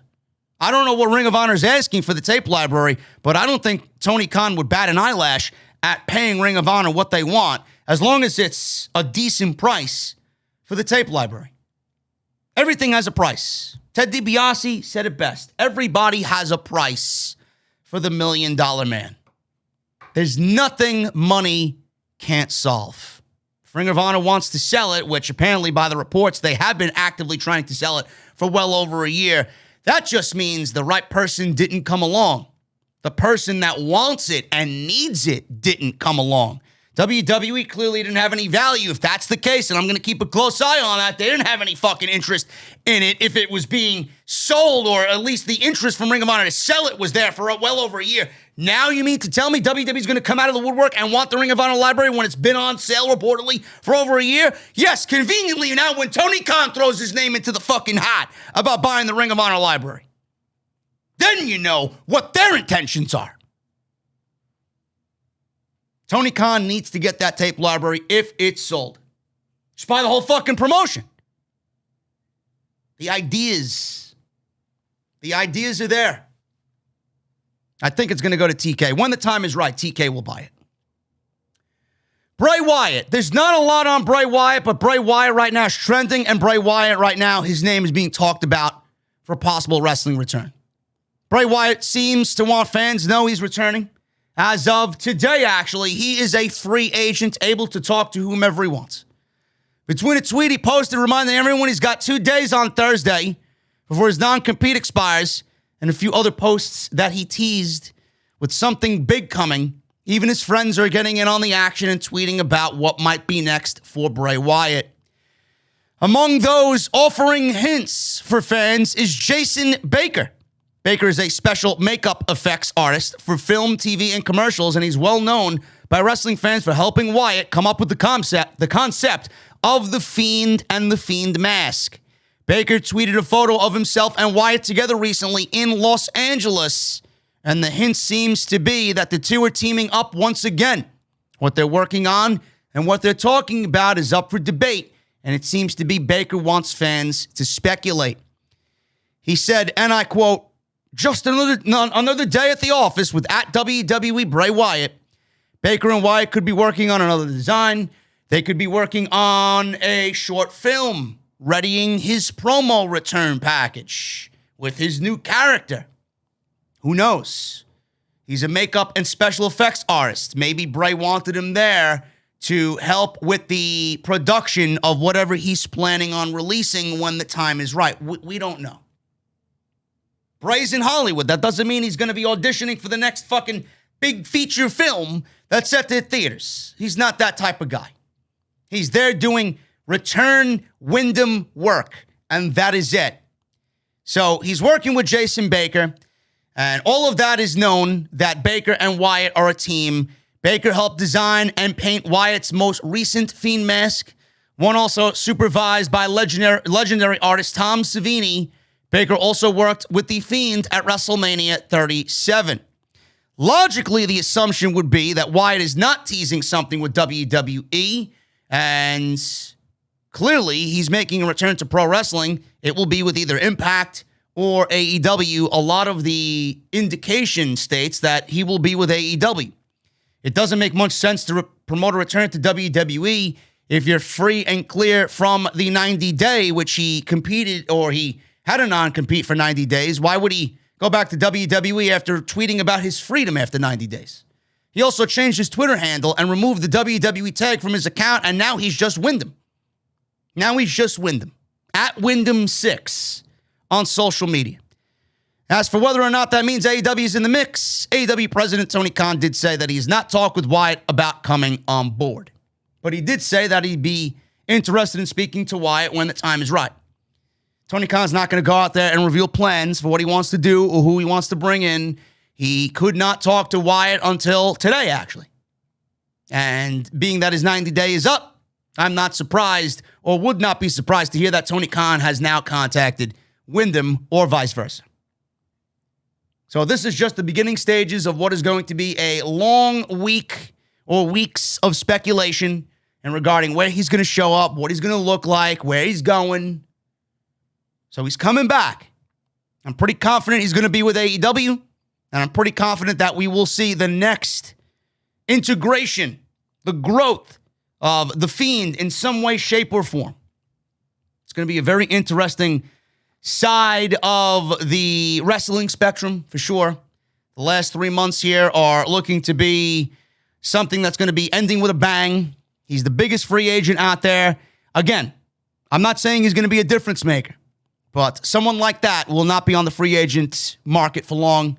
And Tony Khan knows the type of value that he brings to the table, what type of merchandise power he has, and he knows how big of a name and respected he is for not only his in-ring ability, which was criticized in WWE, which was a fucking pathetic shame, but he also is aware of how popular he is amongst the pro wrestling circle.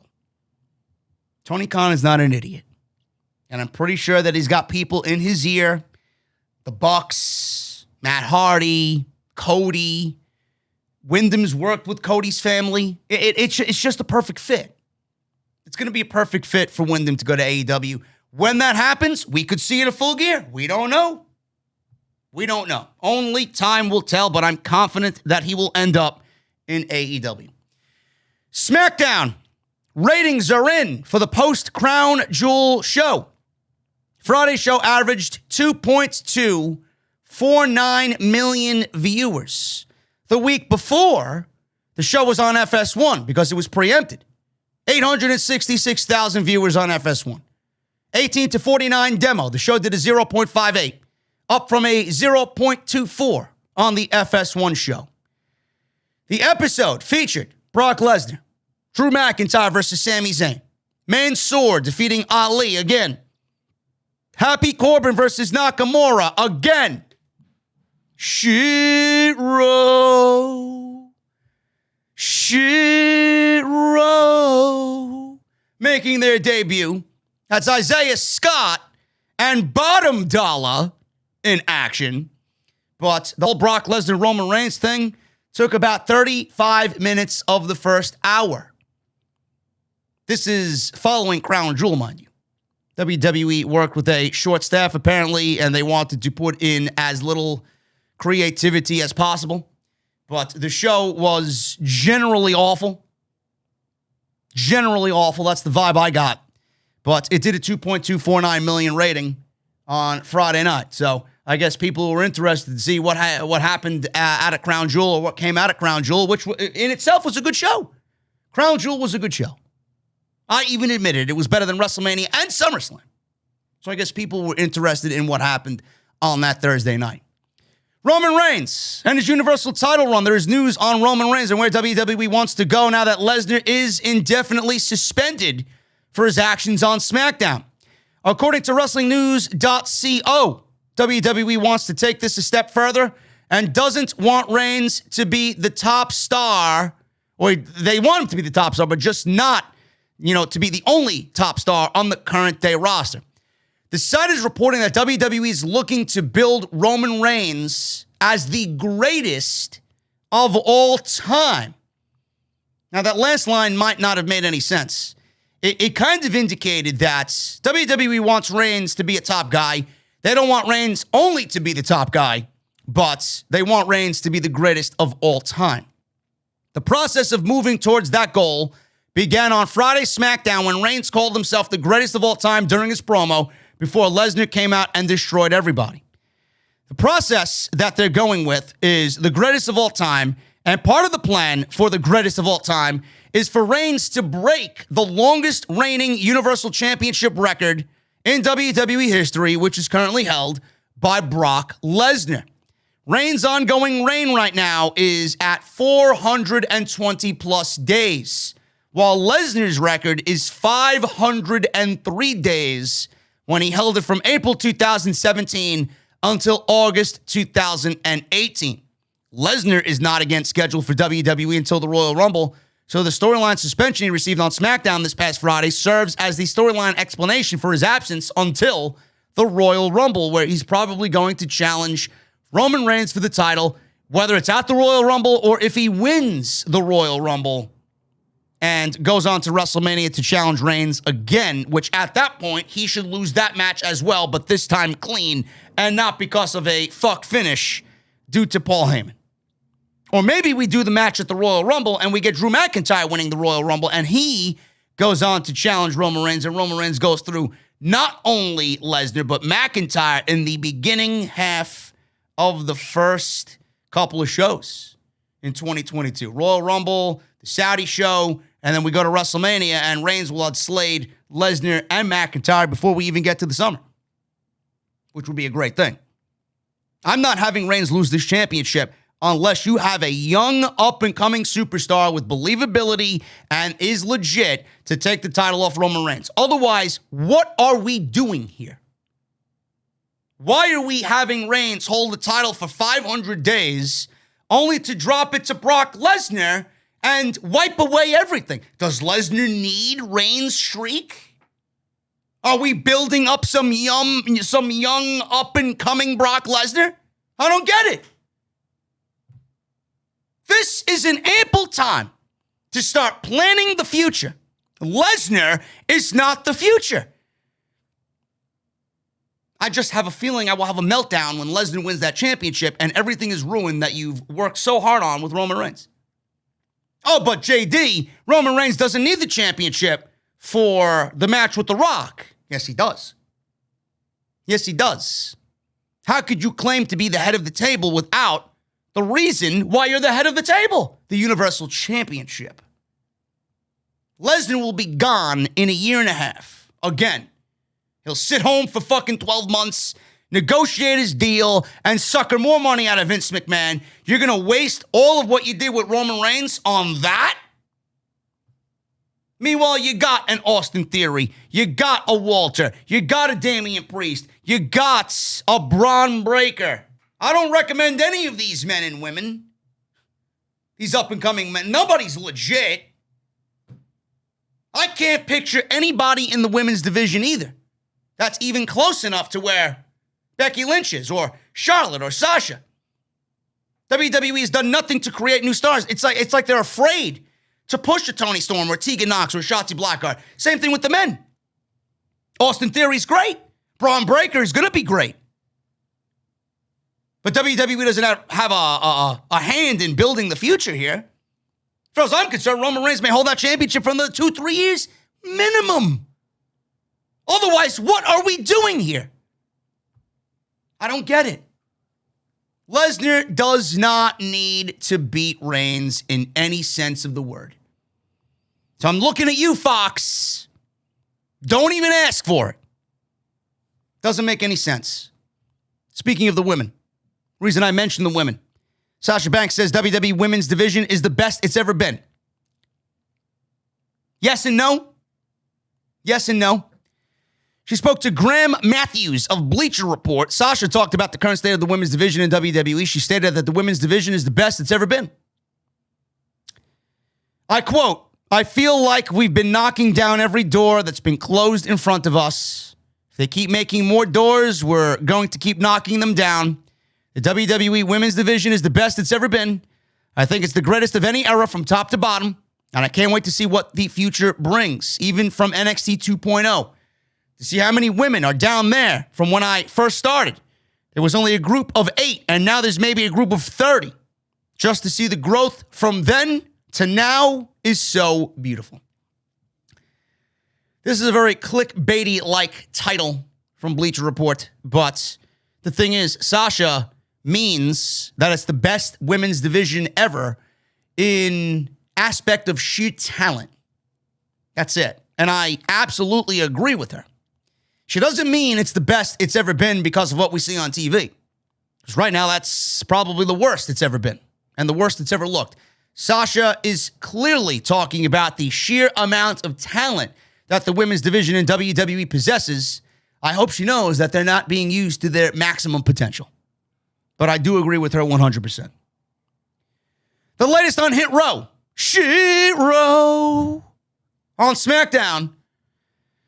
Now, they made their debut. They were supposed to debut against Shanky and Jinder Mahal. They scrapped that, and they gave them 2 local jobbers. But the thing is, Ashante Adonis and Bottom Dollar are the tag team in Hit Row. There was a report that came out before Friday that Isaiah Swerve Scott and Bottom Dollar are going to be the tag team moving forward. Maybe Bottom Dollar, but we don't really know what WWE's plans are. They were the tag team featured on SmackDown. Swerve and Adonis, in the report from PW Insider, Mike Johnson said they were going to be the tag team, and Bottom Dollar was going to be the singles guy in Hit Row. Now, the reason why Adonis and Bottom Dollar didn't team up on Friday, the usual pairing in Hit Row as far as tag team is concerned, is because Adonis is hurt. Adonis is hurt. He's not medically cleared. No reason was given. But the report also states that Hit Row is going to be used as baby faces on SmackDown, and that is the plan for them moving forward on Friday night. I have no problem with them being used as baby faces. Fine. But the thing is, if you're going to feature Hit Row, Adonis needs to be a part of the tag team with Bottom Dollar, and Swerve needs to be the singles guy that's going to be bringing in singles gold. You're not going to hide Swerve's talent and his ability in a fucking tag team like we see AJ and his talent being hidden to try and get Omos over on Monday Night Raw. I don't give a shit about Swerve being in a tag team. Adonis is good enough to carry Top Dollar, and Swerve needs to be a singles. in the IC title feud, whoever it may be, on Friday night. I will have nothing else. That's the way it needs to be. I have spoken. If I see anything else, as far as mix and match combinations here with Hit Row, they might as well be dead on arrival. Death Row is what they should be called. Rampage ratings are in for the 10/22 show. 533,000 viewers, 0.22 rating in the 18 to 49 demographic. This is down from the 578,000 live viewers they did a week prior with a 0.25 rating. So both the overall viewership and the 18 to 49 demo are down. Rampage ranked number 9 in the top 150 for the night on cable. That is down from number 4. Rampage went up against NBA, NHL, and college football. Powerhouse Hobbs and Orange Cassidy in a world title eliminator match. Cassidy won that. Britt Baker versus Anna Jay. The Doctor won that one. And Pac versus Andrade El Idolo in the main event, which was one of the best main events in all of AEW thus far up until this point. And that was an incredible match. And interestingly enough, last week the show increased in its ratings despite going up head-to-head against the 30 minutes additional of SmackDown on FS1, which, by the way, AEW beat SmackDown on FS1 in the 18 to 49 demo. Congratulations to Tony Khan. You guys know my issue with Rampage. We talked about it before. I don't want to reiterate myself again, but that Andrade and Pac match, top tier, man. Excellent, excellent main events. One of the best main events that AEW has ever put on in its 2+ years. Dynamite on 10/27 this week draws the lowest total viewership in normal time slot since July. But that's what happens when the World Series draws over 10 million fucking people on Wednesday night for Game 2. Dynamite, 941,000 viewers. That's not a bad number. It's not a bad number by any means. That is up from the 575,000 viewers the show did last week, which was a Saturday night episode that went up against an encore episode of SmackDown on Fox. SmackDown on Fox in the replay over there beat Dynamite, but, I mean, I guess that's the old heads. Those are the old, oh, Martha, can you get me some prune juice? That beat Dynamite. All the young kids realize, you know what? I'll DVR. I'm going to go out and get some beers and get laid. AEW fan base is getting laid. Yeah, right, man. Yeah, right, as I wear an AEW hoodie. Anyway, listen, Dynamite, back in its normal time slot, is going to suffer a little bit. It's going to suffer a little bit, man, especially with the baseball World Series happening right now. Braves, Astros, go Braves, right? But I'm not looking at this as, oh my God, AEW's dead. Like all these other geeks on social media waiting for the ratings to come out. Like they're fucking gremlins in the corner, like hobbits in the fucking, like they're Gollum, right? Oh, I can't wait. I can't wait to see Tony Khan fail. You know? They're fucking ridiculous. It's exactly what they sound like, too. Don't worry. Consistency is what Tony Khan is building, man. And Dynamite was a great show. Dynamite was a great show, and the build to Full Gear has been very good. That's all I care about. That's all we care about, man. Listen, we get more wrestling on Wednesday night in 2 hours than we get on 5 hours of WWE programming between Raw and SmackDown. Can't ask for anything more. Moving on, man. NXT. We got this Wednesday show up. 746,000 live viewers, up from 606. This was the Halloween Havoc show for NXT. 0.18 rating in the 18 to 49 demo. The show did a 0.14 a week ago. It ranked number 11 in the cable top 150, up from 29 the week prior. The World Series on Tuesday night did 10.8 million viewers. The same thing that Dynamite had to go through. So both shows, NXT was up. That's a good thing. Normally, they're at 606, but AEW's down. They're normally at 1.1, 1.2 million. And this is heavily attributed to the World Series. But Halloween Havoc, it include Gigi Dolan and JC Jane winning the NXT Women's Tag Team Championships. Mandy Rose of the same group Toxic Attraction. She beat Raquel Gonzalez, becoming the new NXT Women's Champion. Imperium beat MSK in a lumberjack match to win the tag team championships for the men. And surprisingly enough, which everybody thought was going to be the opposite, Tommaso Ciampa beat Braun Breaker to retain the NXT title. Don't worry, folks. Sooner or later, Ciampa's losing that title, and then everything that we've talked about here on the show will become a reality. A last-minute decision must have been made. Braun Breaker is being set up to be the guy. He's just not the guy this week. Who's to say Ciampa doesn't drop that title in November or December? As soon as he drops that title, the old NXT guard is finally dead. Funny story coming out of NXT. Shawn Michaels says NXT 2.0 reminds him of the Attitude Era. I think Shawn Michaels took too many chair shots back in his day. What a dumb fucking comment. But this is what a puppet usually says when contracted to Bruce Prichard and Vince McMahon's company. Michaels is currently running NXT. Not really. Bruce Prichard and Vince McMahon are running NXT from afar. Triple H is now out of power. So Shawn Michaels is the second in command. He's only there because Bruce and Vince are pulling the strings. You do this. I want this. Please do this. I want this guy on TV. I want her to win the title. So those plans are executed, and Shawn Michaels is the one to facilitate because Bruce Prichard and Vince McMahon don't want to be there or can't be there. Michaels spoke with Justin Barrasso of Sports Illustrated. He says this, and I quote, "Doing this for 35 years now, I've seen constant change, and change is certainly not new to us in WWE. It's constantly evolving and changing. I've heard people call this a refresh, but it's still the same crew, which is great because they're so damn talented." The same crew in which sense? The one that you're working with backstage in Gorilla? Because I know this isn't the same fucking crew that we're watching on television every week. I'd love if you specified that, Mr. HBK. It reminds me of the Attitude Era. The Attitude Era.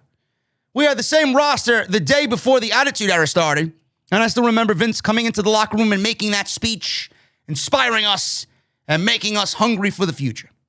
That's what this is. Turning over a new leaf, restructuring a few things, and putting a brand new coat of paint on a dominant and incredible brand. It chummed the waters, so to speak, and that's fun to be around. Michaels clearly has no fucking brain in this interview. It's a dominant brand. Where? What was wrong with the old NXT? Yes, I'm sure Michaels loves that Adam Cole just walked out of the fucking company and he wasted 4+ years on bringing Adam Cole to the forefront in WWE to make him a perennial main event WrestleMania superstar, only for him to walk into the fucking company after you taught him everything you knew. Yeah, I'm sure this is an incredible brand, right? It reminds you of the Attitude Era. If anything reminded me of the Attitude Era, it was the NXT which Triple H was completely in charge of 3 to 4 years ago at the peak of its popularity. This old NXT mentality is now dead. This new NXT reminds me of Saturday morning cartoons. Yes, because 2-minute matches on a weekly basis outside of what we saw at a special theme show like Halloween Havoc, 2-minute matches are exactly what the NXT brand needs, right? Sure thing. Give me a fucking break. It's Attitude Era in execution. Attitude Era was full of characters. NXT 2.0 is leaning on that mentality to give new lease on life to performers in WWE with characters and character development. That's the only takeaway from the Attitude Era that I see comparable to this version of NXT. Outside that, I don't know what the fuck this is comparable to outside of Saturday morning cartoons. WWE Raw on Monday. Show did 1.658 million viewers on the USA Network. That is up from the 1.593 the show did last week. The 18 to 49 demo averaged 0.47. That is up from the 0.39 rating the show did last week. Number 6 in the top 150. That is up from number 7. The NFL game on Monday did 11.1 million viewers. This was the Fallout edition from Crown Jewel. It was also the season premiere, whatever the fuck that means. All the season premiere is, hey, watch me. Our shows aren't really important anymore, so we gotta hide all of the bullshit behind a season premiere in hopes that you watch to make ourselves feel important. That's all that is. Zelina Vega beat Doudrop.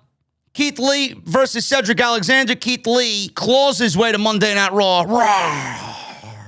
Keith Lee making fucking tiger noises in his match now, because that's exactly what Keith Lee wants to do, right? He wanted to forego everything that Keith Lee was to go and act like he's on Animal Planet. It's a great job there, bro. He beat Cedric Alexander. Austin Theory beat Dominic Mysterio. RK Bro beat the Dirty Dogs. Seth Rollins beat Finn Balor, Kevin Owens, and Rey Mysterio in a number one contender ladder match, fatal four-way.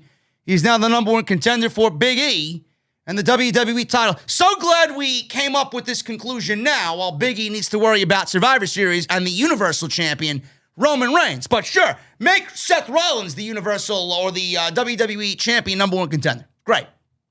When we're not going to really visit that because Big E should be concentrating on Roman Reigns. Yes, but the Survivor Series is supposed to feel important, though, right?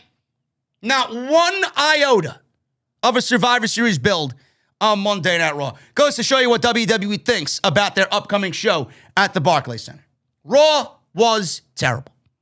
Absolutely terrible. And please don't tell me it was good because of a fucking ladder match. Give me a break. I got Eva Marie news. Sure you guys are thrilled to hear this one. Eva, you may actually be thrilled because she's not on TV. She was written off TV. Good. Good. Stay away. Dave Meltzer reported in the latest edition of the Observer newsletter that Eva Marie was written off television because she's working on a movie for a while. Good. Stay away for a while. And a while after that. And a while after that. Stay away. As of this writing, it's unclear when exactly Marie is expected to make her WWE return. During Marie's time away from the company, she did take part in a few different acting roles. Hopefully she's better at acting than she is at wrestling, because she's downright fucking terrible. Maybe the worst ever. Maybe the worst ever.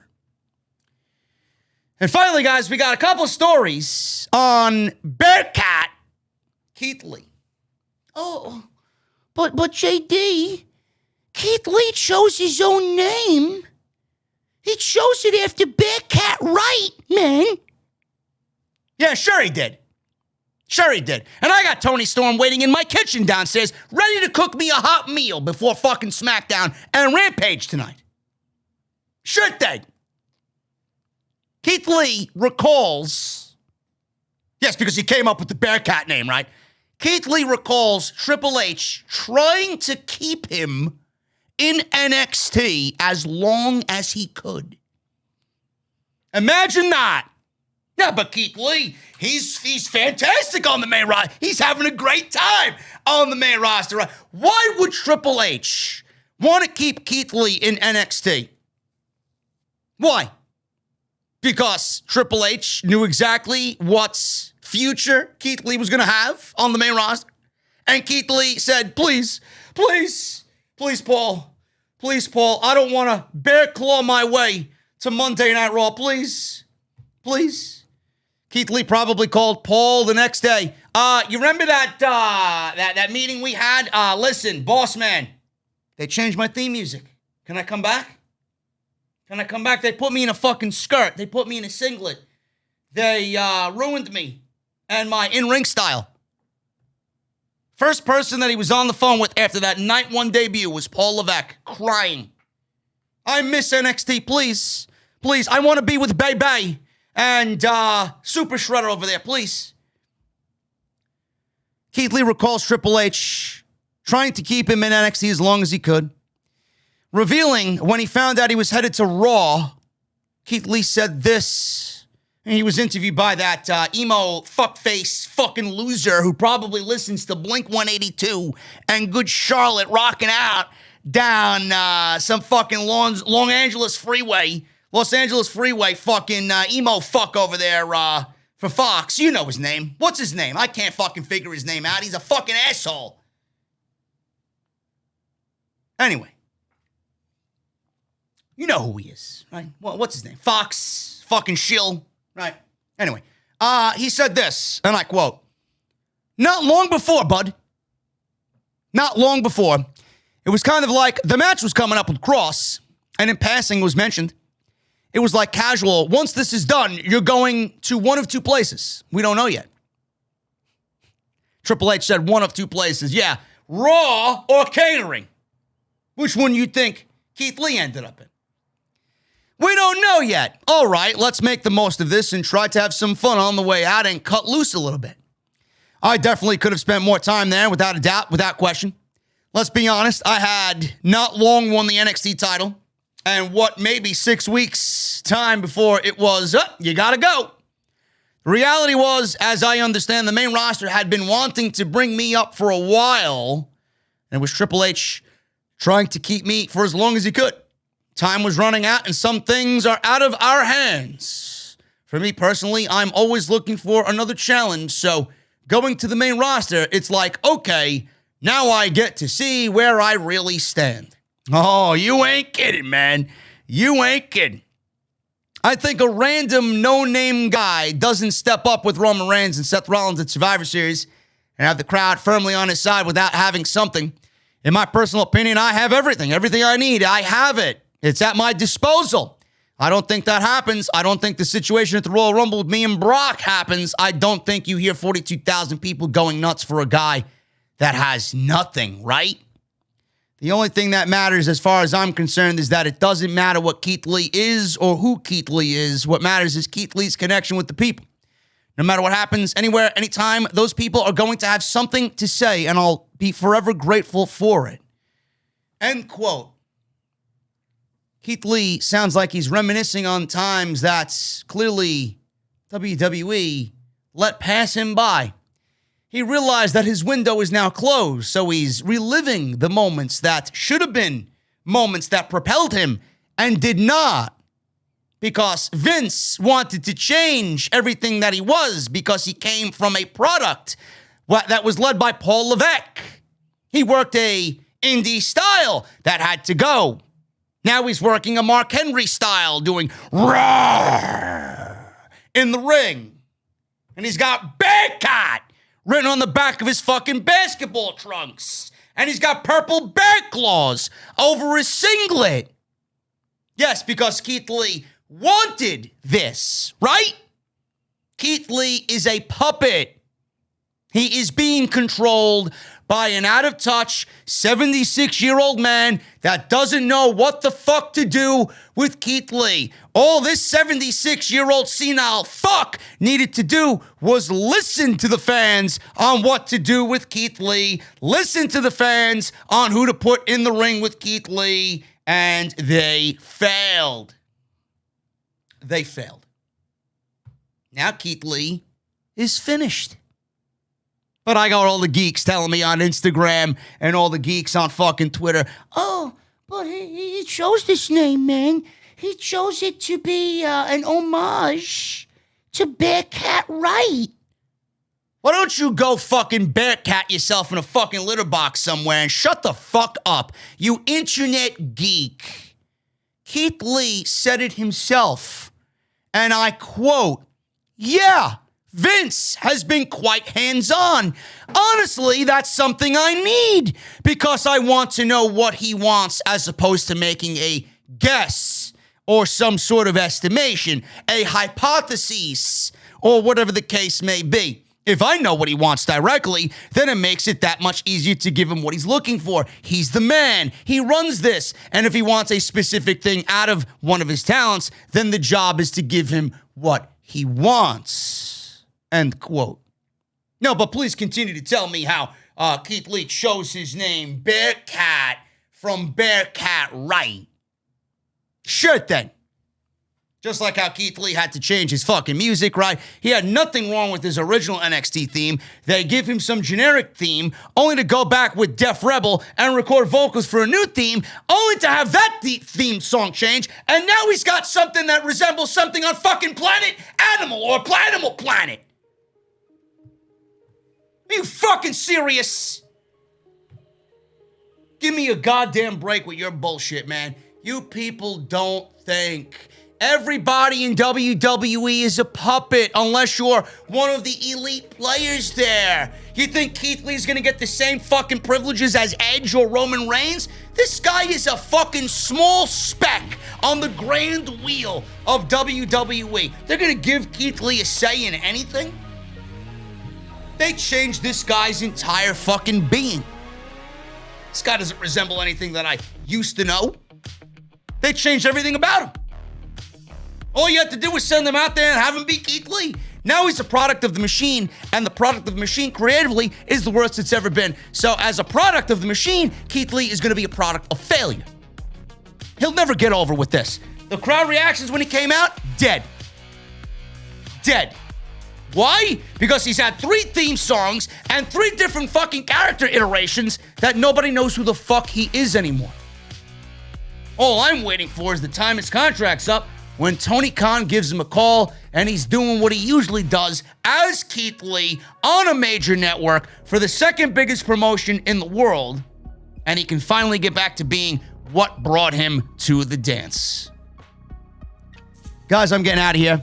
If you enjoyed the podcast today, it was good to be back. It felt good to record for you guys today. If you did enjoy this, please hit that thumbs up. Let's try for 1,500 likes on today's video. Make sure you guys hit that subscribe button. Turn on the bell for all notifications. Continue to hit the join button.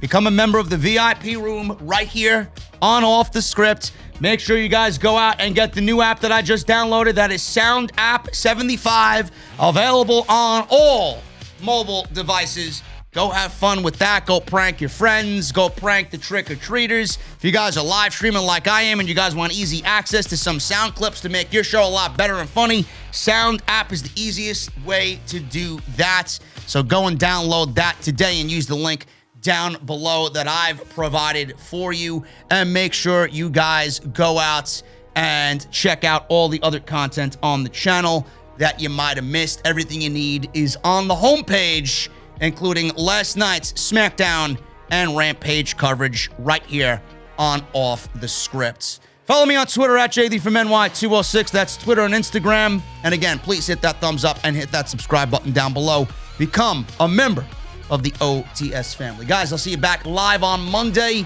with a brand new week of content right here on the channel. Till then, have a great weekend. And I'll see you guys on Monday back live for Raw. See you guys later.